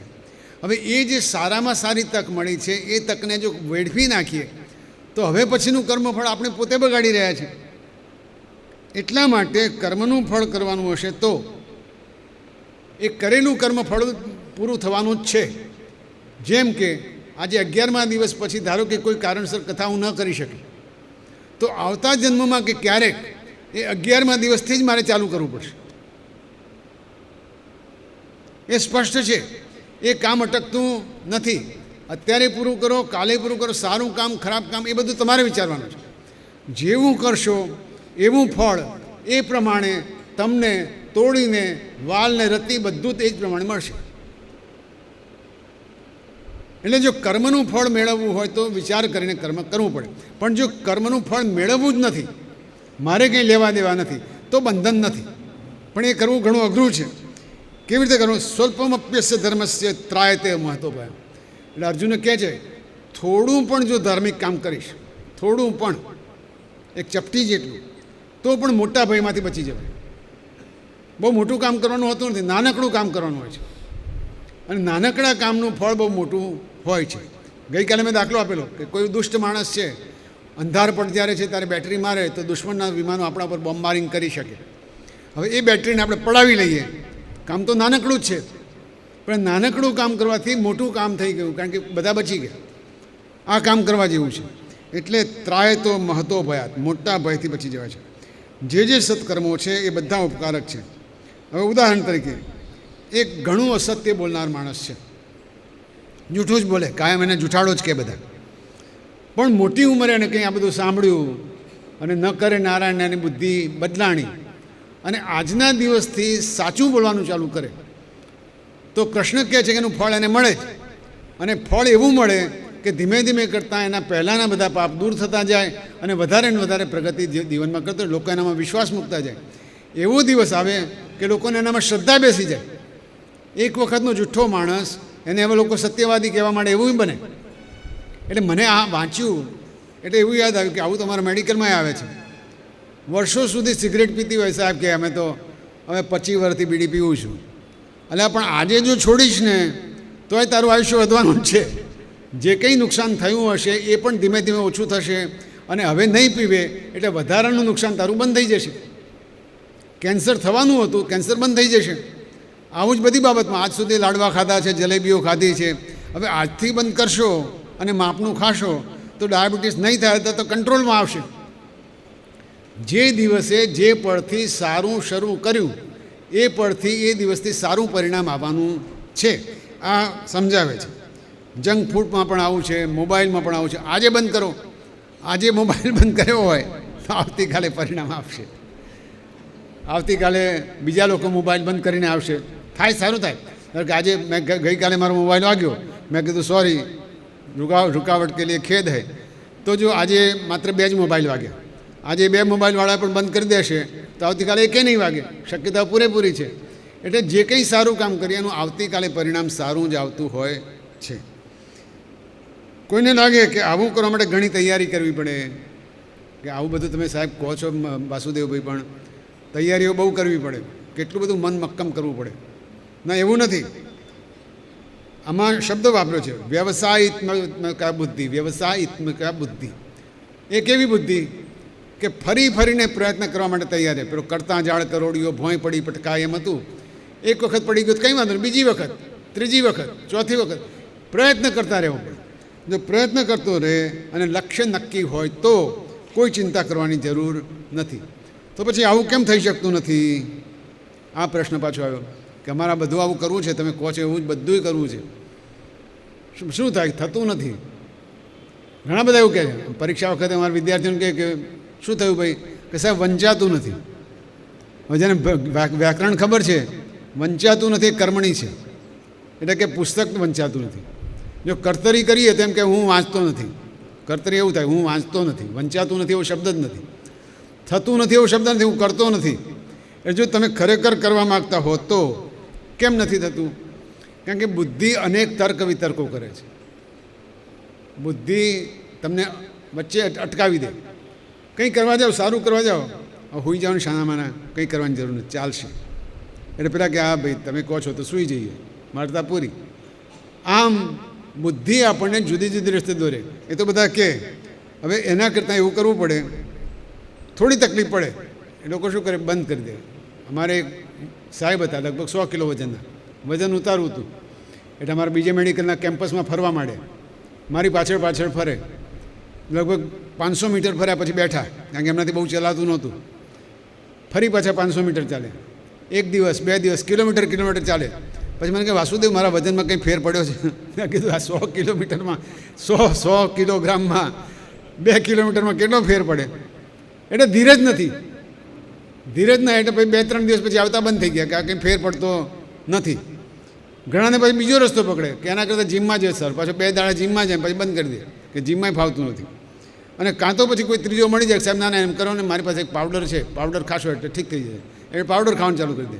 અને આપણે ત્યાં તો દેશમાં સારું છે, જે મળે વૈદ કે ડૉક્ટર હોય જ છે. તમે ખાલી ફરિયાદ કરો એટલી જ વાર. માથું દુખે કે આમ લઈ લો, ફલાણું લઈ લો, ઢીકણું લઈ લો. સલાહ આપનાર તો 1001 જણા. એટલે પેલાની વ્યવસાયિકતા બુદ્ધિ જે છે, નિશ્ચયાત્મક બુદ્ધિ છે, એને બધા પાછી પાડી દે. એટલે કોઈકે કીધું કે ભાઈ એક જગ્યાએ કૂવો કરવા માટે ખાડો ખોદવા માંડ્યો, 5 મીટર 10 મીટર 25 મીટર પાણી ના નીકળ્યું, બીજી જગ્યાએ ખાડો કર્યો, વળી પાછું 25 મીટર ખાડો ના નીકળ્યું, પણ એક જણાએ સલાહ આપી, ભાઈ 100 મીટર જાને નીચે નીકળશે. ધીરજ ધરવાની વાત છે. આ કૃષ્ણે જે શબ્દ વાપર્યો છે એ શબ્દનું હું બીજી રીતે રૂપાંતર કરતો જાઉં છું. શ્રદ્ધા જોઈએ, ચંચળતા ચાલે નહીં. જો શ્રદ્ધા હોય તો થાય. એટલે અર્જુનને યુદ્ધ કરવાને બદલે કેટલી વાતો કરતો હતો. મારે મરી જવું છે, એ લોકો મને મારી નાખશે તોય ચાલશે, આના કરતાં તો ભીખ માગું તોય બરાબર છે, આવી બધી વાતો કરતો હતો. એટલે એને કંઈ ઠેકાણું મગજનું હતું નહીં. ખુદ શ્રી કૃષ્ણ ઉપર પણ શ્રદ્ધા ડગી ગઈ છે કે તમે તો મામાને માર્યા, તો મારા થોડા મામાને મારવા છે. સાચી વાત એ છે કે સમગ્રપણે માણસ વિચાર ન કરે. હવે આ સાર આવ્યો.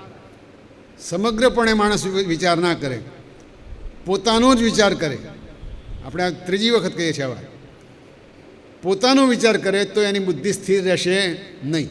બધાનો વિચાર કરે કે આખા ગામનું શું થશે, ધર્મનું શું થશે, તો ચોક્કસપણે એ એમાંથી બહાર નીકળી શકે. પણ આવો વિચાર કોણ કરે? એક શ્લોક છે, આહાર નિદ્રા ભય મૈથુનમ ચ સામાન્ય મેં તત્ પશુભી નરાણામ. કોઈ ઢોર હોય, પશુ હોય, ખાય આહાર, નિદ્રા ઊંઘે, ભય બીક લાગે, અને મૈથુન એટલે બાળકો પેદા કરે. આ પશુઓએ કરે છે, આ બધું માણસ પણ કરે છે. અને માણસને આમાં કંઈ બહુ વિચારવાની જરૂર પડતી નથી, કુદરતી રીતે આવું કર્યા જ કરે છે. પણ ધર્મો હિ તેષામ અધિકો વિશેષો. આ પશુઓમાં અને માણસમાં એક જ વાત ફેર છે કે ધર્મ છે માણસ પાસે. માણસ વિચાર કરી શકે છે કે મારે બીજા માટે શું કરવાનું છે, મારે મારા ધર્મ માટે, મારા સમાજ માટે શું કરવાનું છે. એ વિચાર એને પશુ કરતાં જુદો પાડે છે. અને એ જો થાય તો વિતંડાવાદ અટકે, બુદ્ધિ એની જાતે પોતાનો માર્ગ કરી દે. બાકી પૂછનાર તો ઘણા છે, વહેલા ઉઠીને શું ફાયદો થાય, સાદું ખાઈએ એમાં શું મજા આવે, ઊંઘવાની મજાની સાહેબ તમને શું ખબર પડે, ઊંઘવાની કેવી મજા પડે છે, જિંદગી છે તો જલસા કરી લો ને ભાઈ, આ બધી વાતો કરે છે. આ બધું કહેતી વખતે માત્ર એક જ વાત કહેવાની, ધર્મો હિ તેષામ અધિકો વિશેષો ધર્મેણ હિના પશુભી ન માન. જો આ તો ઊંઘ્યા જ કરે તો પેલું કૂતરું બાર રોડ ઉપર ઊંઘી જ ગયું છે, ખરા બપોરે ઊંઘતું હોય છે, એનામાં તારામાં ફેર પડવો જોઈએ. બસ આટલી જ વાત છે. એને કૂતરો તો કહેવાય નહીં, પણ એમ કે આ જે કરે છે એવું આપણાથી કરાશે નહીં. એટલે આ જે કામાત્મા છે, જેને કામના જ છે, એ પોતાને આત્મા સમજે છે. કામભોગ છૂટતો નથી. પુણ્યકર્મો કરે તો એ સ્વર્ગનો જ વિચાર કરશે. છેવટે આ બધા પરિપ્રેક્ષ્યમાં જો લોકો વિચારે તો કંઈ થાય. હવે પ્રશ્ન પૂછે છે છેલ્લે અર્જુન, જેનો આવતીકાલે જવાબ આપીશ. એ પૂછે છે કે શું ભોગ છોડી દેવાના છે? ભોગ છોડવાના નથી. પણ આજે આટલો સમય મેં એટલા માટે બાકી રાખ્યો છે કે આપણે ધૂન તો બોલાવીશું, પણ એક સરસ મજાનું સ્વાતંત્ર્ય દિનની ઉજવણી પણ કરવી જોઈએ. ભલે 5 મિનિટ કે 10 મિનિટ પણ કરવી જોઈએ. એટલે ધૂન બોલાવીને જરા ફ્રેશ થઈ જઈએ. કારણ કે ગીતા તો એવી છે કે આપણે મગજમાંથી ઉતરતા પરસેવાના રેલા ઉતરવા માંડે. એટલે એક વખતે શાંતિથી ભગવાનનું નામ લઈ લઈએ. હરે રામ રામ રામ હરે હરે,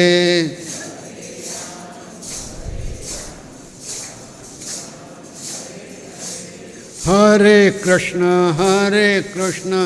કૃષ્ણ કૃષ્ણ હરે હરે,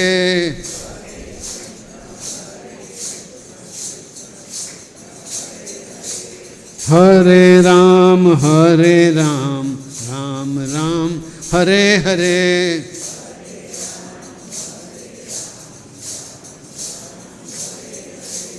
હરે કૃષ્ણ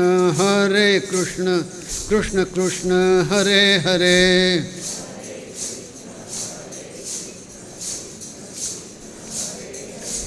હરે રામ રામ રામ હરે હરે,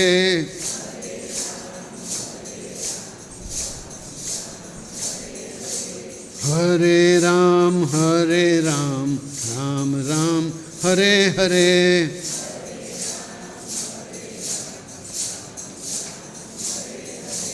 સીતારામ હરે હરે,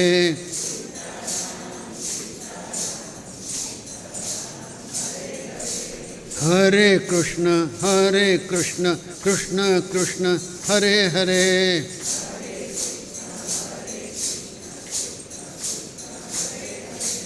હરે કૃષ્ણ કૃષ્ણ કૃષ્ણ હરે હરે.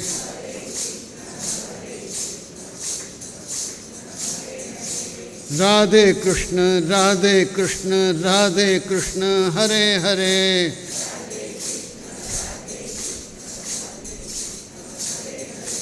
રાધે કૃષ્ણ હરે હરે.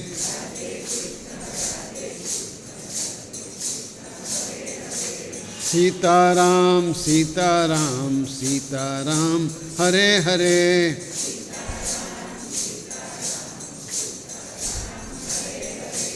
હરે રામ રામ રામ હરે હરે.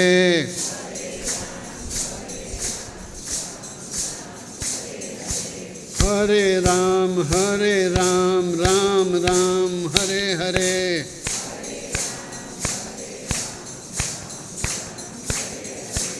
હરે રામ રામ રામ હરે હરે.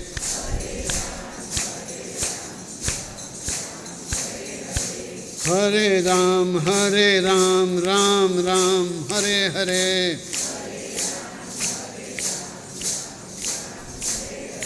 હરે રામ રામ રામ હરે હરે. હરે રામ રામ રામ હરે હરે. હરે રામ રામ રામ હરે હરે.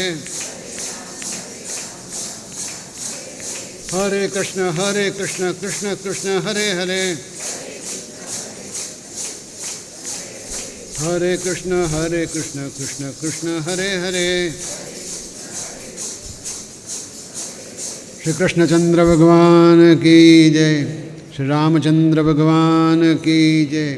કૃષ્ણ કનૈયા લાલ કી જય.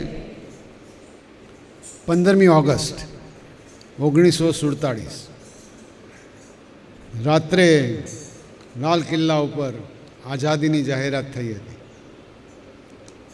પણ એ જાહેરાત એવા દિવસો પછી થઈ હતી કે કેટલીય માતાઓએ પોતાના બાળકો ગુમાવ્યા હતા. અનેક લોકો શહીદ થયા હતા. કેટલાય ગોળીએ દેવાયા હતા. કેટલાય લોકોને ફાંસીને માંચડે ચડાવ્યા હતા.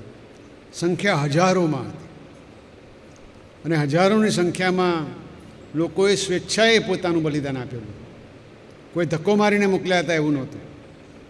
ભગતસિંહ જ્યારે નાની ઉંમરમાં ઘેરથી બહાર નીકળ્યા સ્વાતંત્ર્ય મેળવવા માટે, ત્યારે કિશોર અવસ્થા જેવી વ્યવસ્થા. એમની માએ કંકુનું તિલક કરીને જા બેટા આઝાદી લઈને આવજે એમ કહીને મોકલ્યા છે. વિચાર કરો કેટલા મા બાપ અત્યારે એવું મોકલી શકે. આ વીર પુરુષો, આ શહીદોના લીધે આપણને આઝાદી મળી. ગુજરાતમાં પણ કંઈ ઓછું નહોતું. ગુજરાતમાં ઘણા બધાએ પોતાની શહાદત સ્વીકારી છે. એક પ્રસંગ હતો. એ પ્રસંગમાં મહાત્મા ગાંધીજીએ એવી વાત કરેલી કે મીઠાના ઉપર જે કર અંગ્રેજોએ નાખ્યો છે એ ખોટો છે. એ કરનો વિરોધ કરવો જોઈએ અને અહિંસક રીતે વિરોધ કરવો જોઈએ. હજારો માણસો એના માટે તૈયાર થઈ ગયા. મહાત્માજીએ દાંડી કૂચ કરી તો બધા જાણે છે. દાંડી કૂચ કરીને દરિયાકાંઠે જઈ એક મીઠું મુઠ્ઠીભર લઈને એ કાયદાનો ભંગ કર્યો છે એવું એક પ્રતિક રૂપે કર્યું. પણ એ જ કામ સુરેન્દ્રનગરની પેલી બાજુ ઝીંઝુવાડાની બાજુ કચ્છના નાના રણમાં પણ મીઠું પકાવતા હતા. ત્યાં અગરિયાઓનું જે મીઠું પાકતું હતું એના ઉપર પણ અંગ્રેજોનો કાયદો ચાલતો હતો. ત્યાં પણ આવો સત્યાગ્રહ ચાલી જ રહ્યો હતો. એ સત્યાગ્રહમાં જે લોકોને માર પડતો હતો, ઘોડા જેની પર દોડતા હતા, જેને લાઠીમાર થતો હતો, જેને ઉપર ગોળીબાર થતો હતો, એ શહીદો અને ઘાયલ થયેલા લોકોને વિરમગામ લાવવામાં આવતા હતા.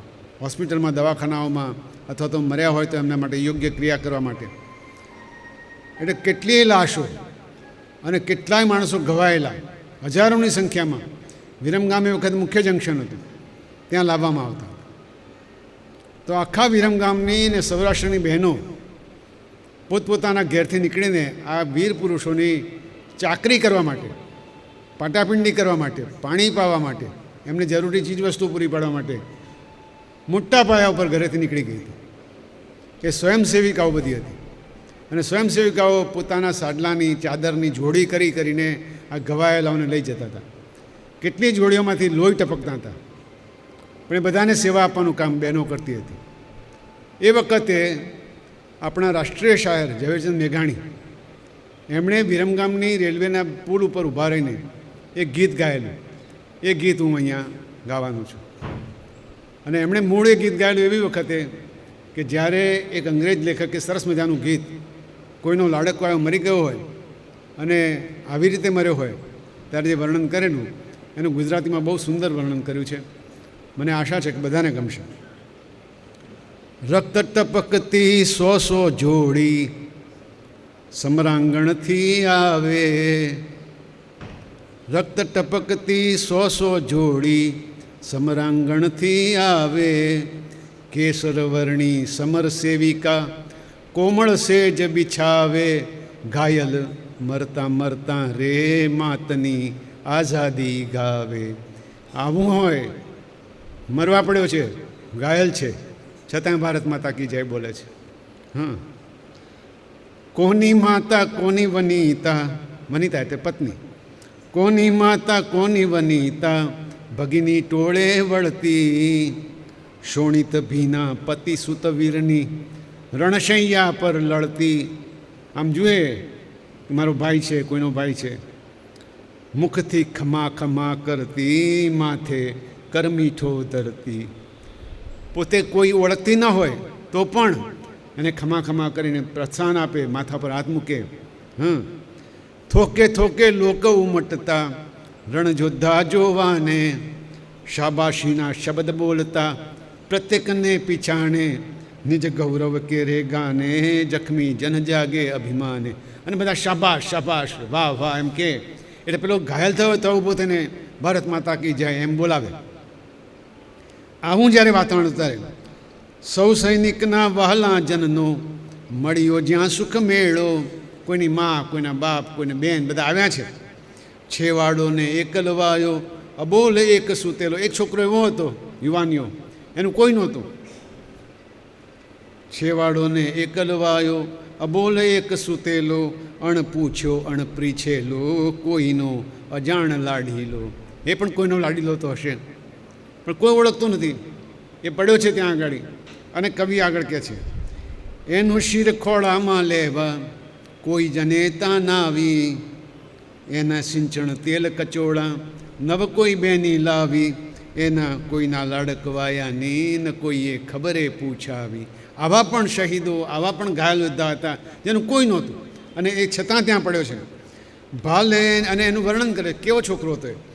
ભાલે એને બચીઓ કરતી લટો સુવાળી સૂતી, સન્મુખ ઝીલ્યા ગાવો મહીતી ટપ ટપ છાતી ચૂતી, કોઈના લાડકવાયાની આંખડી અમૃતની તરતી. એના વાળ અહીંયા બધા ફેલાઈ ગયા છે, છાતીમાંથી લોહી વયા કરે છે, અને એની આંખમાંથી જાણે અમૃત વહેતું હોય એટલી શાંત આંખો થઈ ગઈ છે. કોઈના એ લાડકવાયાના લોચન લોલ બીડાયા. હવે કહે છે કે એના લોચન બીડાઈ ગયા. આખરની સ્મૃતિમાં બે આંસુ કપોલ પર ઠેરાયા. રડી પડ્યો બિચારો થોડું, અને એક યાદ આવી હશે. આત્મ દીપક ઓલાયા ઓષ્ઠના ગુલાબ કરમાયા. આત્માનો દીપક ઓલવાઈ ગયો, અને હોઠ ઉપર જે ગુલાબ સરસ મજાના હતા એ પણ જાણે કરમાઈ ગયા. કોઈના એ લાડકડા પાસે હળવે પગ સંચરજો. હવે જો તમારે જવાનું થાય તો ધીમે ધીમે જજો. કોઈના એ લાડકડા પાસે હળવે પગ સંચરજો, હળવે એના હૈયા ઉપર કરજો ડામણ કરજો, નમસ્તે કરજો. પાસે ધૂપ સળી ધરજો, કાનમાં પ્રભુપદ ઉચ્ચરજો. કારણ કે આવા જે શહીદો થયા છે, બેનામ અનામ, કોઈ જાણતું નથી. પાસે શાંતિથી જઈ એક નાનકડી ધૂપસળી કરી એના કાનમાં ભગવાનનું નામ દેવાનું છે. વિખરેલી એ લાડકડાની સમારજો લટ ધીરે, એને ઓષ્ઠ કપોલે ભાલે ધરજો ચુંબન ધીરે, સહુ માતાને ભગીની રે ગોદ લેજો ધીરે ધીરે. હવે આને જાણે મારો જ બાળક છે, મારો જ ભાઈ છે, મારો જ પુત્ર છે, એ રીતે તમે જો કરશો તેના આત્માને શાંતિ મળશે. વાંકડિયાએ જુલ્ફાની મગરૂર હશે કો માતા. કોક તો હશે. એ ગાલોની સુધા પીનારા હોઠ હશે બેરાતા, રેતમ ચુંબન ચોડાતા પામશે લાડકડો શાતા. અને કોઈ પણ હોય એને આ શાંતિ મળશે. લાડકડાની પ્રતિમાના એ છાના પૂજન કરતી કોક તો હશે કે એની પ્રતિમા, એની ફોટો, એની મૂર્તિ, એનું કોક છાનમાનું પૂજા કરતું હશે.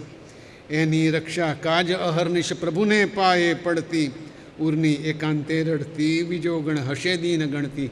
કોઈ એવી બેન પણ હશે કે જે રોજ દાડા ગણતી હશે કે આજે આવશે, કાલે આવશે, અને ભગવાનને રોજ વિનંતી કરતી હશે.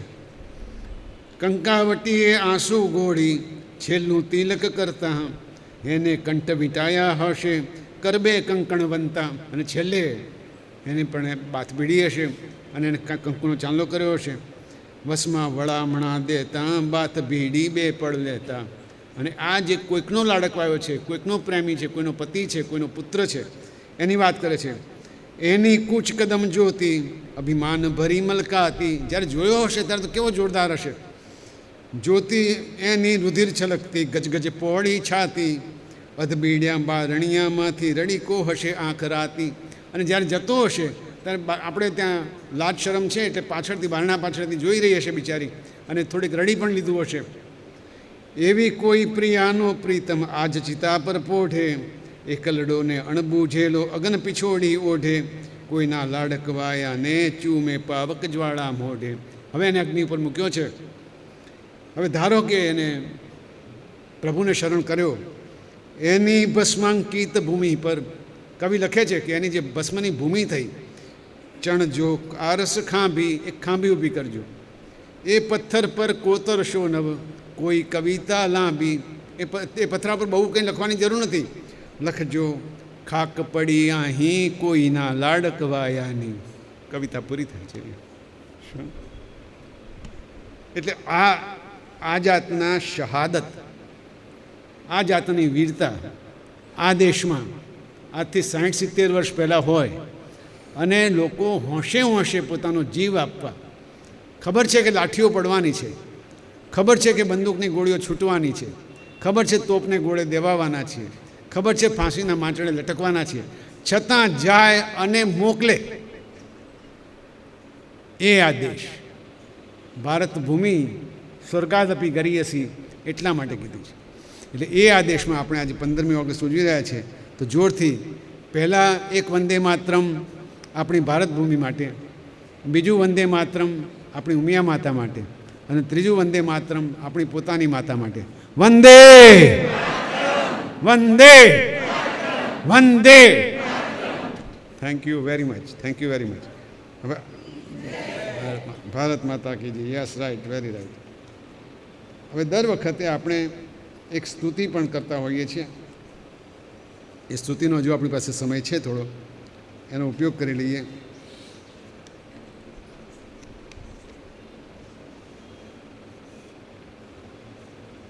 શ્રી કૃષ્ણ ગોવિંદ હરે મુરારે, હે નાથ નારાયણ વાસુદેવ.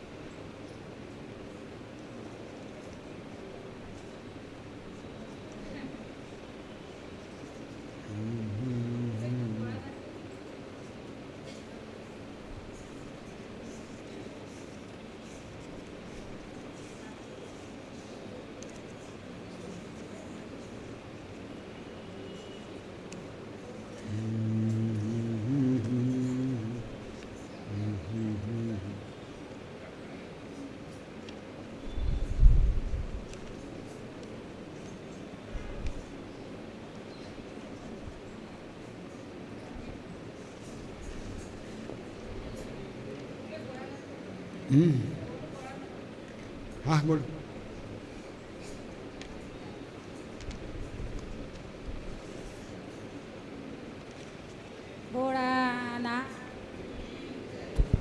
ભોળાનાથની જય.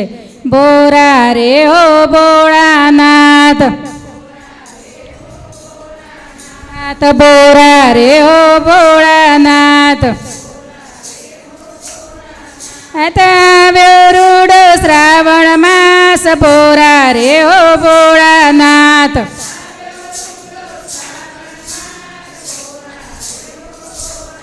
આવ્યો રૂડો શ્રાવણ માસ ભોળા રે હો ભોળાનાથ.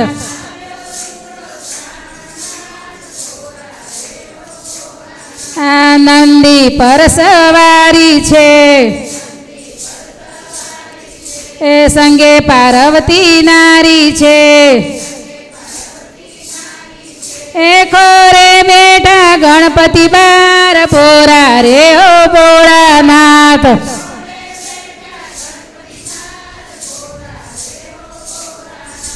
ખોરે બેઠા ગણપતિ બાર ભોળા રે હો ભોળાનાથ.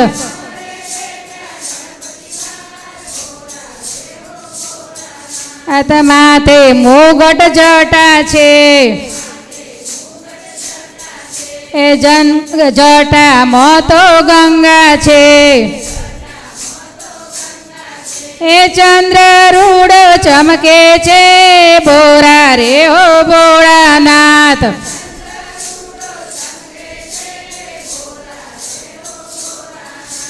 ચંદ્ર રૂડ ચમકે છે ભોળા રે હો ભોળાનાથ.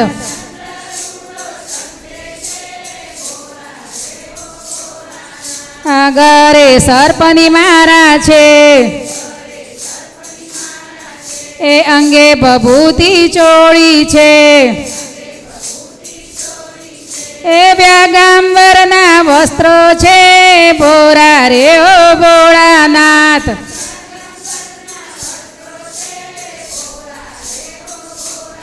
વ્યાગાંબરના વસ્ત્રો છે ભોળા રે હો ભોળાનાથ.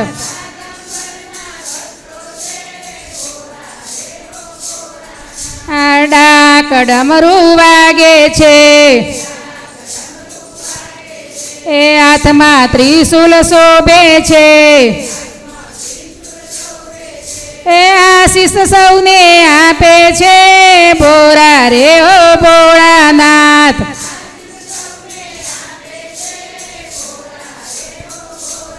આશીષ સૌને આપે છે ભોળા રે હો ભોળાનાથ.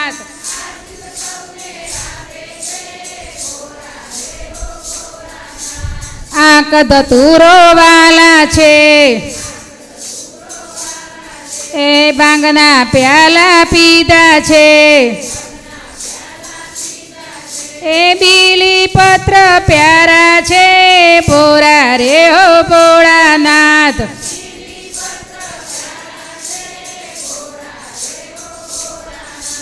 બીલી પત્ર પ્યારા છે ભોળા રે હો ભોળાનાથ.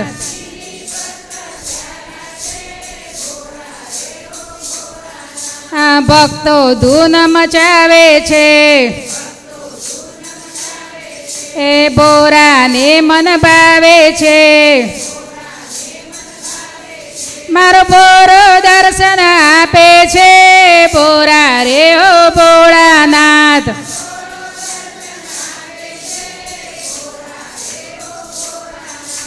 ભોળો દર્શન આપે છે ભોળા રે હો ભોળાનાથ.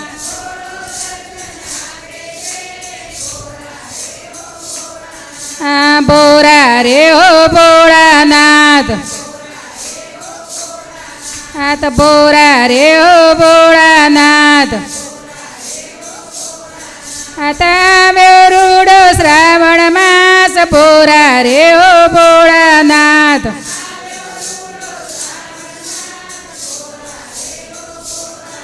બોલો ભોળાનાથની જય. સરસ. થોડો ગળાને આરામ મળી ગયો મને. આજનું જે સ્તુતિ છે એ ભગવાન શ્રી કૃષ્ણ માટે શ્રી કૃષ્ણનો આશ્રય માગતી આપણા બે મોટા જગતગુરુઓ છે. જગતગુરુ શંકરાચાર્યજી છે અને બીજા કૃષ્ણ સંપ્રદાયમાં પુષ્ટિમાર્ગના સ્થાપક શ્રી વલ્લભાચાર્યજી છે. વલ્લભાચાર્યજીનું આ સ્તોત્ર ખૂબ જ સારું છે પણ સંસ્કૃતમાં છે એટલે હું વાંચીશ અને સમજાવી શકીશ. સ્તોત્ર શ્રી કૃષ્ણાશ્રય નામે ઓળખાય છે. કૃષ્ણનો આશ્રય લેવાનો છે અને સ્તોત્રની દરેક લીટીમાં કૃષ્ણ એવ ગતિર્મમ, એટલે મારી ગતિ, મારી આજ પછીની ગતિ કૃષ્ણ તરફ જ થાય. આ લોકમાં પરલોકમાં કૃષ્ણ જ મારી સાથે રહે એવી ભાવના છે. સર્વમાર્ગેષુ નષ્ટેષુ કલૈ ચ ખલધર્મિણી, બધા જ ધર્મના માર્ગ જ્યારે નષ્ટ થઈ જાય, ખાસ કરીને કળિયુગમાં, ત્યારે પાખંડ પ્રચુરે લોકે કૃષ્ણ એવ ગતિર્મમ, જ્યારે આખા બ્રહ્માંડમાં આખા જગતમાં પાખંડ વધી જાય, એટલે કે ધર્મના નામે અધર્મ થવા માંડે, ત્યારે કૃષ્ણ એ જ માત્ર ગતિ હોવી જોઈએ. મ્લેચ્છાક્રાંતેષુ દેશેષુ પાપૈક નિલયેષુ છે.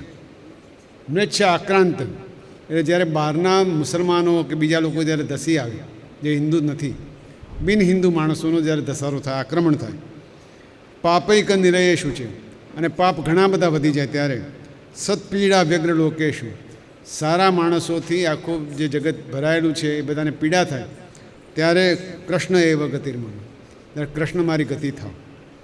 ગંગાદિ તીર્થેષુ વર્યેષુ દુષ્ટૈ એવા વૃતેષ્વ્યઃ, ગંગા વગેરે તીર્થોમાં પણ જ્યારે દુષ્ટ લોકો રહેવા માંડે, પાખંડી લોકો રહેવા માંડે, તિરોહિતાદિ દેવેશુ કૃષ્ણ એવ ગતિર્મમ, જ્યારે મંદિરની મૂર્તિઓમાંથી સત્ય ઓછું થવા માંડે અને દેખાવ વધારે થવા માંડે, ત્યારે કૃષ્ણ એ જ મારી ગતિ હોય. અહંકાર વિમૂઢેશુ, પોતે અહંકારની અંદર આંધળો થઈ ગયો છે, સત્સુ પાપાનું વર્ષિશું, અને સત્યને છોડીને પાપનું અનુકરણ કરે છે, એવા વખતે લોભ પૂજાર્થી યત્નેશુ કૃષ્ણ એવ ગતિર્મમ, અને પોતાના લાભ અને લોભ માટે જ પૂજા કરે છે, એવા સમયે હે કૃષ્ણ મારી ગતિ તમારા તરફ થાવ. અપરિજ્ઞાન નષ્ટેશુ મંત્રસ્વપતિ યોગીશું, જે જ્ઞાનની ખરેખરી અર્થઘટન છે એ નષ્ટ થાય, અને મંત્રની જેમ યોગીઓ મંત્રને યોગ્ય રીતે ન જપ કરે. તિરોહિતાર્થ દેવેશુ કૃષ્ણ એવ ગતિર્મમ, દેવની ઈચ્છા, દેવની આશા, દેવનું ફળ ઓછું થતું જાય, ત્યારે કૃષ્ણ જ મારી ગતિ થવી જોઈએ. નાના વાદ વિનષ્ટેશુ સર્વકર્મ વ્રતાદિશુ, જ્યારે પણ જુદા જુદા પ્રકારના વાદ વિવાદ વધી જાય અને બધા જ કર્મોની અંદર પાખંડ આવી જાય, પાખંડૈક પ્રયત્નેશુ કૃષ્ણ એવ ગતિર્મમ, એ કળિયુગનું પૂરું વર્ણન કરીને વલ્લભાચાર્યજી કહે છે કે આવા તમામ સમય જો કોઈ એક આશ્રય હોય તો કૃષ્ણ જ છે. અજામિલાદિ દોષાણામ નાશકમં ભવે સ્થિત જ્ઞાપિતા અખિલ મહાત્મ્ય કૃષ્ણ એવ ગતિર્મમ, કોઈ વખતે આપણાથી ભગવાનનું ભૂલમાં પણ નામ લેવાઈ જાય એવું બને, ત્યારે અખિલ મહાત્મ્ય કૃષ્ણનું આપણને મનમાં આવે તો કૃષ્ણ એ જ મારી ગતિ થાય. પ્રાકૃત સકલા દેવા ગણિતાનંદકમ બહદ, ઘણા બધા દેવો છે જે પ્રાકૃત છે, એટલે લોકોએ ઊભા કરેલા છે. પૂર્ણાનંદો હરિસ્તસ્માત કૃષ્ણ એવ ગતિસ્તમ, કૃષ્ણ એક જ એવા છે કે જે પૂર્ણ પુરુષોત્તમ છે, અને એવા પૂર્ણ આનંદ આપનારા કૃષ્ણ એ જ મારી ગતિ બનો. વિવેક ધૈર્ય ભક્ત્યાદિ રહિતસ્ય વિશેષત, ખાસ કરીને જે ભક્તિમાં વિવેક ના હોય, જે ભક્તિમાં ધૈર્ય ના હોય, ભક્તિ વગેરે ના હોય, પાપાસક્તસ્ય દીનસ્ય, એવા માણસોની વચ્ચે, પાપીઓની વચ્ચે મારે રહેવાનું થાય, ત્યારે હે કૃષ્ણ તમે જ મારી ગતિ બનો. સર્વ સામર્થ્ય સહિત સર્વૈત્રાખિલાર્થકૃત, તમારામાં બધે જ પ્રકારનું સામર્થ્ય છે, આખા જગતનું, આખા બ્રહ્માંડનું રક્ષણ કરવા તમે સક્ષમ છો. શરણસ્થ સમુદ્વારમ કૃષ્ણમ વિજ્ઞાપયામ્યહમ, હું તમારા શરણે આવી, તમારા બારણે આવીને ઊભો છું. હે કૃષ્ણ મને તમે જ્ઞાની બનાવો.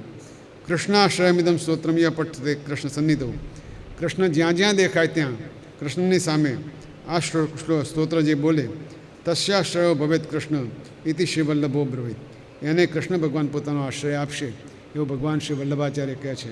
શ્રી વલ્લભાચાર્ય દેવ કી જય. આમ શ્રી કૃષ્ણને માટે લગભગ બધા જ કવિઓએ, બધા જ લેખકોએ, બધા જ મહાત્માઓએ લખ્યું છે. આપણે આ અગાઉ શ્રી શંકરાચાર્યની સ્તુતિ કરેલી, આજે વલ્લભાચાર્યજીની સ્તુતિ કરી છે.